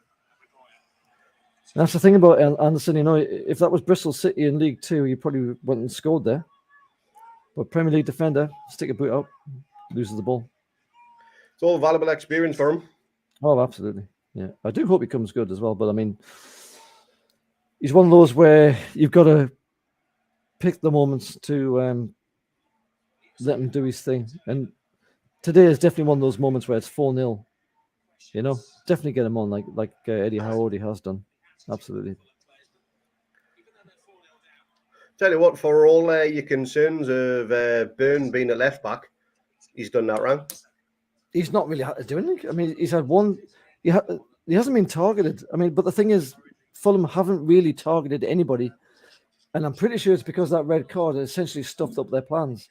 It's a very, very difficult game to play in the Premier League, especially when you lose a goal straight afterwards and you're having to chase the game. Now, if it was 10 men and you're thinking, let's just shut up shop and let's try and get through this because it's 10 men, your excuse is already made. Like Silva can just come out and say, look, it was 10 men. I didn't agree with the decision, right? That's all he has to say. I didn't agree with the referee's decision. All we had to do then was shut up shop and try and get something out of the game. And that's literally all Fulham had to do. But they've continued to leave huge amounts of space. They've continued to give the ball away. And they're still doing it right now. 4-0 down, 75 minutes. They continue to give the ball away. They haven't shown enough. And as I said before, if you were just tuning into this game, you'd think this is a Premier League game against a Championship team. This does not look like a Premier League Fulham team. I honestly think we've got very lucky initially, and then we've done something that we rarely do, and that is to take control of the game and really, really make them pay. We rarely ever do that, and it's been one of those kind of games where we've just went for the throat, and it's brilliant. Like, I mean, if it could be like this every week, we'd be absolutely laughing. Oh, we would. And I wonder if somehow, like, you know, being away from home has also eased the pressure of what we're trying to do here. It's a beautiful ball through the middle. Possibly. It's lost. Like, there's always a lot of pressure to come out and attack and shoot and all that kind of stuff, like we try to do with Bournemouth. But as you saw with Bournemouth, they went up ahead and scored, and we were like 1-0 down. And it took a penalty to get back into the game and get something out of it. Yeah. Like, sometimes you can try too hard at home, and I think it was touched on in the preview. You get a bit more freedom away from that kind of setup. And Fulham must be wondering what the hell they're going to have to do this season. I mean, their aim this season is literally to stay in this league. But if they play like this, albeit they're down 10 men, got to keep remembering they're down 10 men. But if they play like this in any other kind of situation, they are absolutely goosed. Mm-hmm. Yeah, they'll. I've had one shot on target this entire game. One shot. I mean, that's absurd. Oh, there's two. Oh, that's a cross. That was a cross.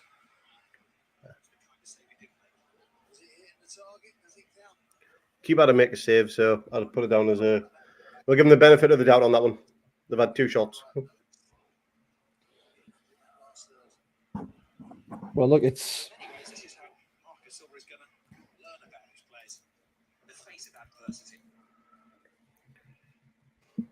It is still.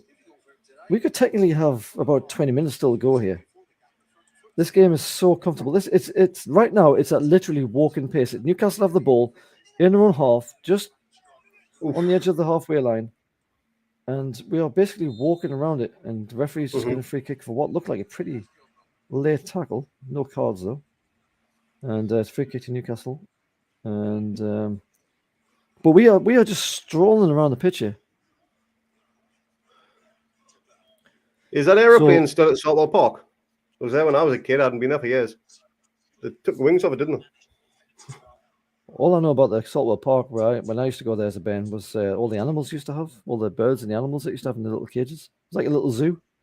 All right. I've no idea if they still do that, but that was back in the day. That was in the 80s. Jack's just commented that the commentators just said that no team has conceded fewer away goals this season than Newcastle.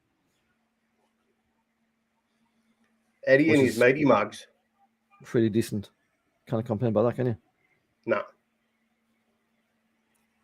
I'm pleased though, or at least right now, that both Wilson and Bruno have put in a shift and so far have come out of it unscathed, which is brilliant because we're going to need them for the next few games. Carry this momentum forward into the Brentford game. Yeah. There's nothing to fear from Brentford either. That's got to be a 3-pointer at home, I assume. So here comes Fulham. Finally got a bit of freedom, and it's well defended again by Botman. Absolutely beautiful. Just drags his foot back, stops the cross. Newcastle get the ball back, and it's just status quo again. Yeah, I've got to say, like it. Longstaff is fast. No, sorry, Anderson is fast. Longstaff isn't. There's your first clue as to who you're looking at. But this is like walking pace. This. It's a lovely chance for an inside ball there, but Nat doesn't make it. Newcastle might make a triple change. Did I just hear that? Oh yeah, we're going to do a triple change. Lewis is going to get a bit of game time. No way. Remember him? I do, vaguely.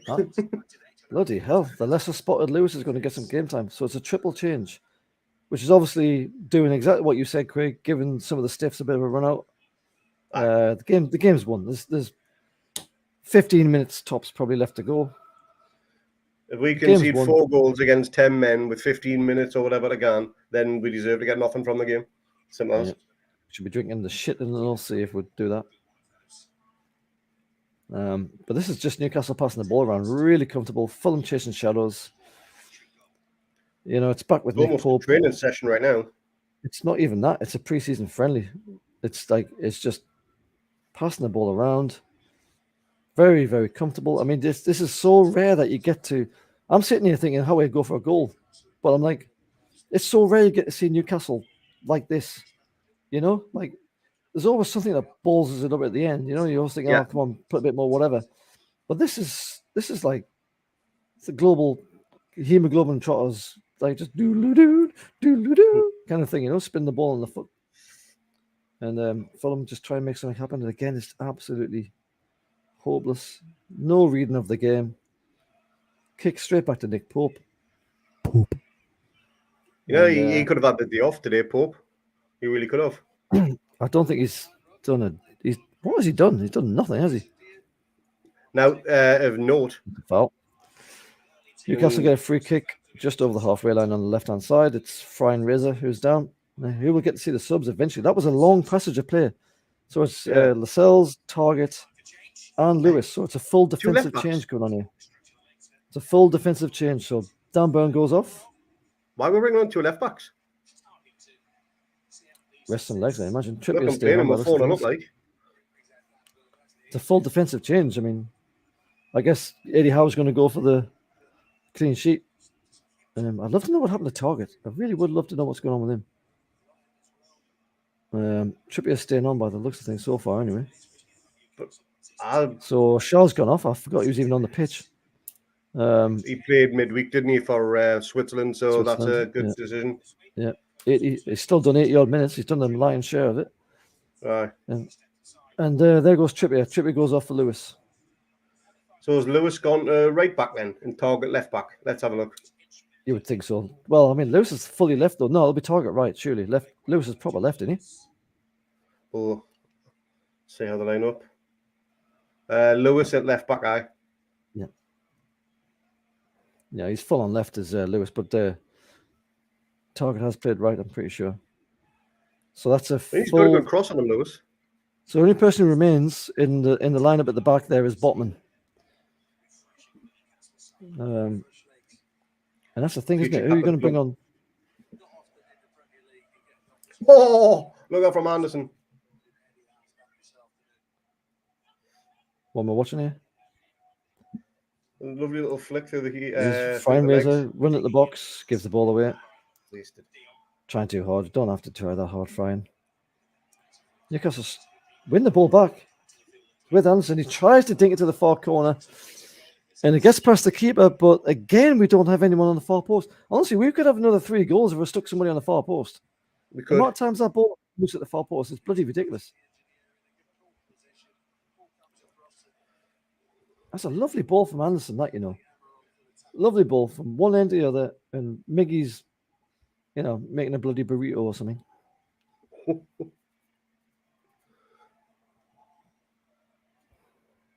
84 minutes. This time is a minute behind. Let's go kick to Fulham. And this is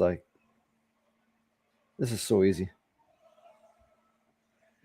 Away fans giving that your sport is effing shit, which is always nice to hear. Not really. That's Fulham playing the ball forward. That's offside. I thought as much. The defense has been pretty rigid, hasn't it, Craig? It has. They've done nothing wrong. To be honest, they've not really had anything to go up against where they've been challenged. Again, they've had pretty much the whole afternoon off. Trippier, he's probably been the one who's got forward the most. Botman, he obviously was the co-creator of the third goal. With defence, has done better in attack than it has in defence, which tells you how poor Fulham have been. Oh yeah, I mean you've got your defenders, your central defenders, 3/4 of the way up the pitch doing some triangles. Well, Newcastle's giving the ball away inside their own half here. It's 5 against 2, and Botman just destroys our forward movement and passes the ball out. With Botman's been, I love Botman like that. He's a beast, isn't he? He's a future captain of the club. Reads the ball so well, and Newcastle just trying to be a little bit too clever there, I think, and giving the ball away. And Fulham really just on the edge of the seat. They had just about get away with a bit of defending, but that was very risky from them. And even Fulham now are just passing the ball around like it's a training ground. They're just waiting for the final whistle here. Yeah. And Lascelles' first act is to bundle someone over and give away a free kick. Que sera, sera.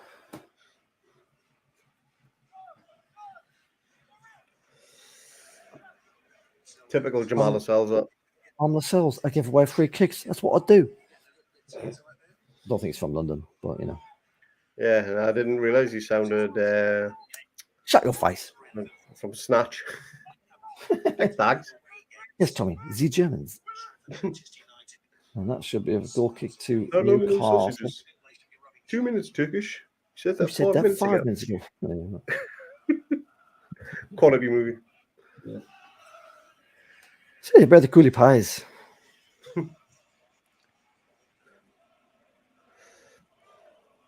Tell you what, though, with Mickey's goal bonuses, he's going to be able to buy a caravan for his ma, that's for sure.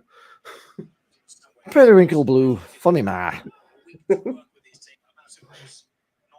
Oh, fucking hell, Porgies. Hey, dogs. Newcastle trying to just showboat a little bit here. Lots of back kicks and so on, but none of them are really coming off. Fulham have the ball now in their own half, in Newcastle's half, sorry. And they've actually, for once, got a few men up. They've actually got 4 men forward here. They could potentially do something if they look up and pick out a man. But instead, they go all the way back to the keeper. Do they? No, they don't. Almost. This has probably been the most boring half of football. Like, you think about it. Like, how boring has this half been? I would not like. I watched the Bournemouth game 2 weeks ago. Oh, You shit, watch it now. I was down in Sydney Town watching that. Yeah, that was absolute bollocks. That wasn't boring. It was just frustrating. This has been boring. Here comes Fulham anyway. Inside the Newcastle box. Dink it to the far post. It's a goal. 4-1. It's 1 goal from Fulham. Newcastle go to sleep. And I think Nick Pope should have really come out and claimed that. Botman's furious with that. Yeah, you can't do that. There goes the clean sheet that you mentioned, Craig. Yep. It's so simple as well. It's such a lazy goal. It is a almost full new back end there. And it's Jamal Lewis. Caught with his pants down, standing there watching the bloody shadows. Bit rusty there, you think? Lascelles doesn't get tight enough to his man. He shows him the line. He shows him inside. Dinks the ball to far post. Lewis is absolutely hopeless. And you've got to wonder that's exactly why he's not playing. And it's a simple head in past Pope, who can't really do a lot about it. It is 4-1 to Newcastle. Vicky, naughty. There goes Vicky's 50. Oh, here, full of swears now. Can't swear like that, Vicky. Come on. Disgraceful. Set a bad example.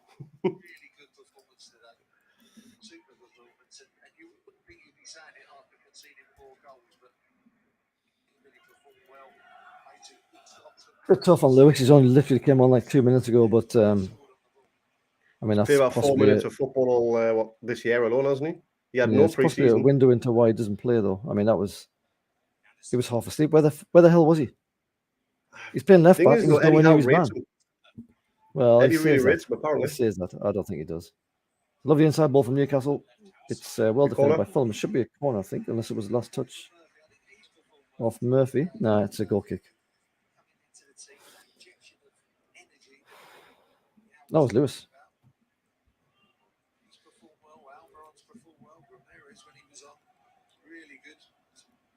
Dexter on a bit of a laugh there in the stands, in the posh seats. Where's his best mate? Polishing his forehead, probably. He can give something to me when he's done.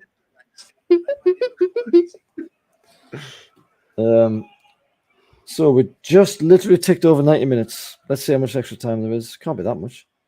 Nah. 3 minutes. 3 minutes extra time. So here can Fulham on the charge outside the box. Little dink, cheeky dink. Pope has it covered quite easily. All the fans are cheering on Fulham as if they're going to do anything in the 3 minutes. Oh, let's go for 5. We like a good 5-1 scoreline, don't we? Yeah, that works out all right. Did you see Shola on the soccer AM? I did. Absolutely buried it, didn't he? You know, he never missed a professional penalty. Really? Never missed a penalty his entire professional career. He missed an awful lot of everything else, though. Fucking he like a 50p piece. Honestly, the ball come in and just go like, donk. How is that possible? Newcastle are starting to look a little bit lazy here. Fulham have the ball back in Newcastle's half. There's only one man forward. There's 2 defenders. Lascelles blocks it. And that should be cleared by Target, I think, who plays it inside to Murphy, I think. And he hasn't really got any options here because Newcastle have basically given up on this. Game's won. It's an inside ball to Fraser. It's a dink. Oh, It's a get goal! in! Just as I was saying, come on. He's not offside of that again, is he? Oh, he's offside there. I don't believe it. Oh, you cunt. Well, VAR, have a look. We'll have a gander. That's unlucky. Again, we've had the ball on the back of the net twice in the second half, and 2 have been ruled for offside. Lovely dink as well. He's offside. Yeah, he is. Aye. He's a full half body offside there. Unfortunately, it's a lovely finish though. Unfortunately, beautiful dink. Could have been 6-1 that.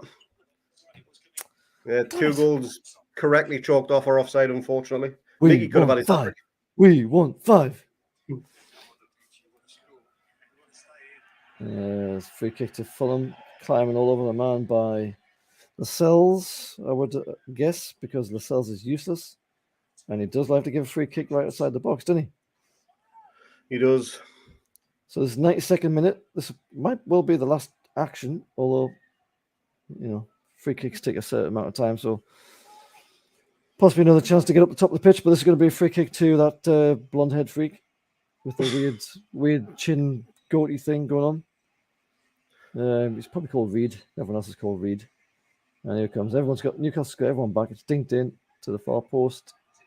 Easily defended by Newcastle. And they played up the line very cleverly with Fraser. And he cuts inside. I think that's Fraser. And now it's all the way to Newcastle on the right-hand side. And it's got a bit of an overload here. Down the wing to Target. Dinks it in first time. Forced to Anderson. And he's controlled it with his chest. He's pulled it backwards to Longshaft. Back to Anderson on the edge of the box here. Back to Longstaff. And he balloons it into the away end. And that's it. Yes. Come on. 4-1. Away win. Easy. 4-0, to be honest. That goal we conceded at the end. Easy. Who are you? Unlucky, Vicky, though. Unlucky for you. Lucky. That's because you made us stop swearing. That's what happened there. I know. I'm going to keep you swearing we'll be married. It is. Pew. Why is our names not showing up? What are you doing with is it the banner? I don't know. Should be there. Come on. That's supposed to be the social bloody manager fella. Names should be there. Oh, how weird, man. Well, I'm Lee anyway, and that's Craig. Aye. That's Craig. I'm Lee. You'll see us on Twitter, on the Toon on the Podcast official channel. So, yeah, give us a like on there if you don't mind, Vicky. Thank you very much. I'm lucky about your 50-1, though. That would have been sweet. It really would. I actually appreciate you allowing me to swear because I was building up a little bit too much. And I'm not used to not swearing. 4-1. Craig, talk us through that second half. It was a bit of a hit and miss, wasn't it? I mean, it was, I think it got to the point where it was game over and both teams were just kind of trying to see out the last 20 minutes, really, wasn't it? I mean, that's essentially what it boiled down to. Although, having said that, Newcastle had the ball in the back of the net twice. Yeah, to be honest, it was a very professional performance because we knew the game was won. We controlled the game. We didn't overexert too much energy because we didn't need to. We took players off when they needed to come off because they've just come back from injury. We gave some rusty legs a bit of a run out. It was a perfect performance, to be honest. Yes, the goal did take a little bit of gloss off the shine, but, if you had told me it kicked off midnight here, we'd be winning 4-1 away from home, I'd go to bed happy. I'd become more than happy. Oh, I just realised it's my turn to have a lie-in this morning as well. She has to get up with the Ben. Oh, get in. So, Elliot Anderson, he came on 60 minutes gone. How did you see his performance? He had a few little neat touches, but nothing really else, to be honest. Whether he should have been in from the start over Murphy, who knows? But, we'll see what happens in the Brentford game. His first start's got to be coming soon. It has to be. Because he's definitely at the same level of what Murphy and Fry and Razor are. It's just literally a case of giving him that game time so he gets that experience. He's definitely up there. Cheers to Andy, cheers to Vicky, cheers to everybody else in the comments. Thank you for your company. We enjoyed all the comments there, apart from that weirdo from Fulham. B Shizzle and Nizzle, whatever his name was. Cheers to all you guys. Cheers to Jimmy. Cheers to Lee. Cheers to everyone. It was great to have you along. It's ended 4-1 Newcastle. It was in the end a very, very comfortable win. As you say, a very professional win. I think at the end, when we changed the defense, we kind of lost our shape just a little bit. And Lewis, who hasn't played any games in bloody ages, I mean, since January, when you think about it, because as soon as it was almost since Eddie Howe came in, he was just kind of booted away, wasn't he, Lewis? So you can't really be too hard on him. I don't think he played much in preseason either. No, he didn't. Nah, so I don't want to be hard on him, but it just, as you say, it takes the kind of gloss off the win. But it is nonetheless a win away from home. 3 points secured for Newcastle. Can we get up the?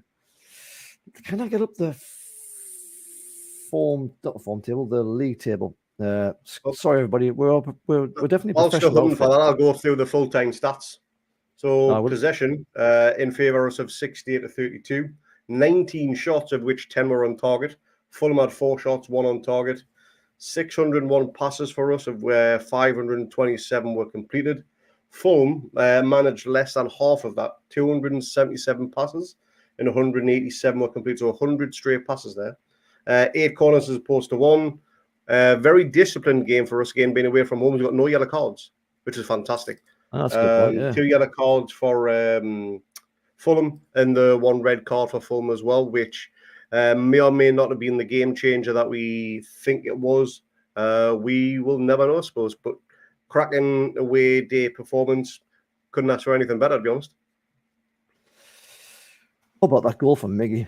Jesus God. Anyway, let's have a look at the table before we get on to some of the little details. We'll just wrap up in a little bit. Here is the top of the table. So Newcastle have jumped all the way from 10th to 7th. We have played a few more games than some of the teams. So Liverpool have only played 7, for example. But we are sitting on 11 points, 2 wins, 5 draws, just that one solitary defeat against the referee and all of Liverpool and the VAR team and everybody else. Man United have got 2 games in hand, so this is kind of a false position in many ways. But of the teams who have played 8, we are above all of them apart from Spurs and Arsenal. So if we do change position, it's going to be basically Liverpool changing it, and we will drop down 1 place to 8th. So that is starting to look a little bit better. Now, it's still early days, but Craig, we've been saying a few times, haven't we, that this start of the season has been getting a little bit kind of, is it starting to turn into shit territory? Like you get so many draws and you get that 1 defeat and you've only got that 1 win from the opening game of the season when anything can happen pretty much. And you start to wonder, like, are we going to turn these draws into wins? Because that's really what we need to do. But we've had some good performances and just some bad luck as well. So Here's a win. We've got Brentford next, who are down in 10th there, as you can see, 10 points, just 1 point below us. If we get that win there, we are starting to look pretty good. So how do you feel? How do you feel now looking at that table where we are? Is that a true reflection of the start of the season? Is this starting to look more like a true reflection, do you think? Yeah, definitely. I'm going to refer back to where we were this stage last season, and we were almost then pretty much already dead and buried. It's total stark contrast. I mean, we're sat 7th, 8 games in. We've got 11 points. Goal difference is +4, which is a complete rarity for us. It really is. Yes, normally we are sat in the minus by a significant amount. Look at Bournemouth. Look at Bournemouth, -13, and they're in 12th. -13. That's normally us. I mean, they did get hammered 9-0 off Liverpool, so that had a big scalp on that one. But there's I'm more than happy to say we're sat in 7th, albeit we probably will drop a few places once the rest of the games get played over the weekend. No, we'll drop 1. I don't think anyone else will. I mean, the closest one to us is Villa. They're on 7, so they'll only come to 10. So we'll only drop 1, and that's when Liverpool play. So we're actually it's not so much a false. It's just like a slight adjustment. We'll probably be in 8th.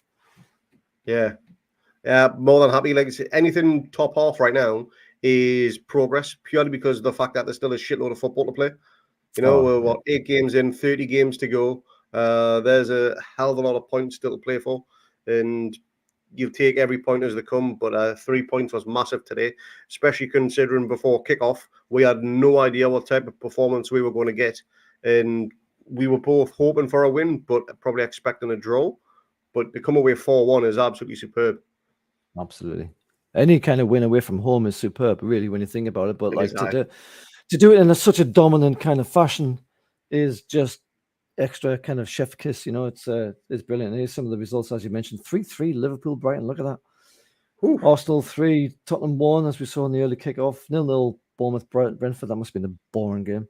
Palace lost 2-1 to Chelsea. Fulham absolutely murdered by the Toon, 4-1. Get in. Southampton 1, Everton 2. Everton get a win. My God. And West Ham, who really do need a win against Wolves, is the late kickoff. And where's Wolves? Wolves, look at that bottom of the table clash.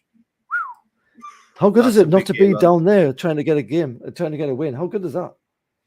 Yeah, it's scraping for points at the bottom just to get out the relegation zone when we're pushing for Europe right now, albeit again such an early stage of the season. Yeah, absolutely. It's glorious to see.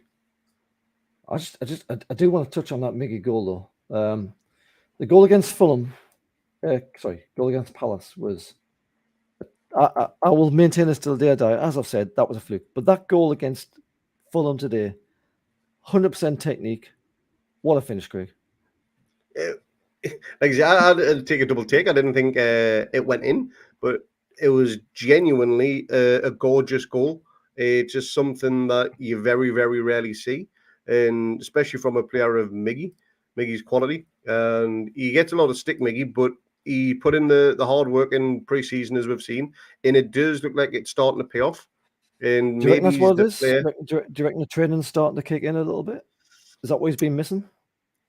Could very well be. I mean, he said Eddie works with him a lot more than what he did last season. I know he had a little bit of injury time out last season, so he wasn't fully fit and whatever, but he did start coming to his own towards the end of it.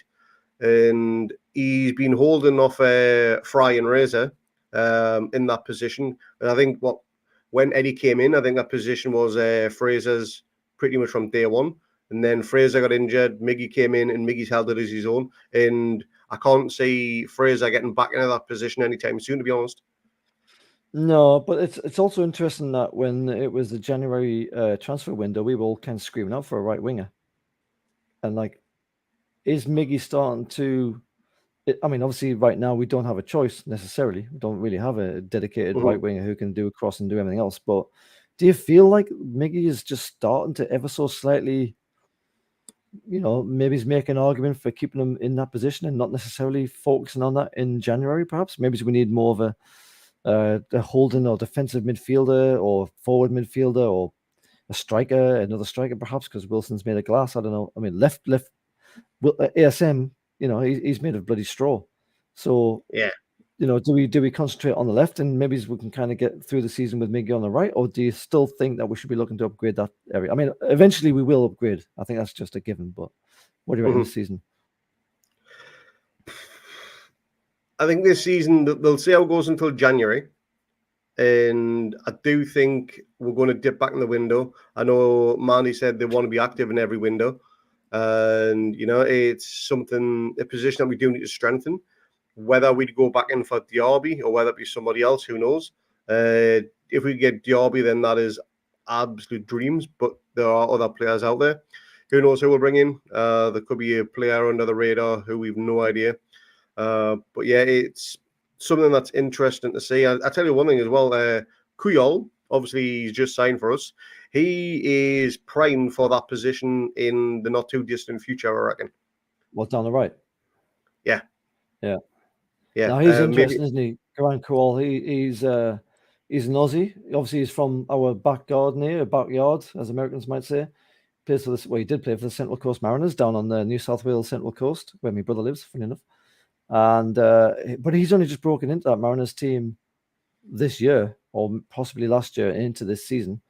He hasn't played that many games. He's only scored 4 goals, and then here he is getting sort of, jettisoned into the Premier League of all places with Newcastle United. it's all over the Australian news. I mean, it's sensational news over here for the A-League because every time a product of the A-League ends up in Europe, it benefits, it gives the entire league that kind of bit of boost, doesn't it? But the thing is, though, do we expect to see him anytime soon? Because obviously there's the thing about the work permit, and there's talk about him. He's definitely going to stay with the Mariners until January, and then there's talk of him going to Portugal or somewhere else in Europe to possibly either get experience, or do you think it's more just to get that work permit? What do you reckon? Both. The A-League, it's probably without being harsh on it, it's probably the equivalent of League One here. The quality is not great. You get the odd decent game every now and again, but it's certainly not Premier League quality, not even close. So if they can go to somewhere in Portugal where they're very good at nurturing young talent and bringing those players through, Portugal is probably one of the hotbeds in Europe for that. You just got to look at the Wolves team for that. I was going to say, if he goes to Portugal, does that mean we're just going to sell him to Wolves at some point? Probably. But yeah, I think he's primed for that right-hand position in maybe a year or two. Who knows? It could even be just next season. He gets a good bit of time over in Portugal or wherever he does end up. Eddie sees a good bit of him in pre-season, and he gets a good start from there. In the similar situation as what we've got with Elliot Anderson right now, because everyone expected him to go out on loan again, but obviously that never materialised because we didn't sign anybody. Similar situation could happen next summer. Who knows?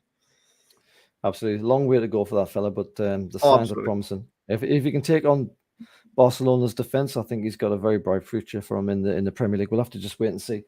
Hopefully he doesn't get sort of puzzled into the ground with overly exuberant training, as we've seen with some of these injuries. But there's a long way to go. But it's great to see an A-League prospect from Australia, where we are right now, joining Newcastle and hopefully doing the business in the future. All right, let's wrap this up. So it has ended. Newcastle 4, Fulham 1. A brilliant performance, largely helped by an early red card to Fulham for a pretty reckless challenge on Longstaff. Could have went either way. It was initially a yellow. It was overturned by VAR into a red. And from that point onwards, Newcastle never looked back. It's been Newcastle the whole game. In the last 20 minutes, it was pretty much walking pace. And we still had two balls in the back of the net, but they were ruled for offside. It still finishes 4-1. Miggy, Wilson, Longstaff. Who got the fourth one? Miggy. Oh, Miggy. Yeah, Miggy got 2. That's right. He was on a hat-trick, wasn't he? Miggy got 2. Yeah. Miggy got 2. If you see the first goal from Miggy on Match of the Day or something, just watch that goal. That technique is something else. And the ball from Bruno is beautiful as well. It ends 4-1. Thank you very much for everyone in the comments. We've enjoyed your company. Hopefully we'll see you on the next one that we do for this. It's usually the 3 o'clock kickoff. So if you see a 3 o'clock kickoff coming up, please join us. It'll be me and Craig, most likely, because it always is.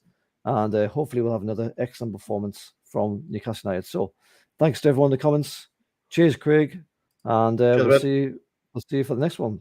And thank you for the subs, by the way. 1,000 subs, Craig. Woohoo! Hey, quickly. Man of the match.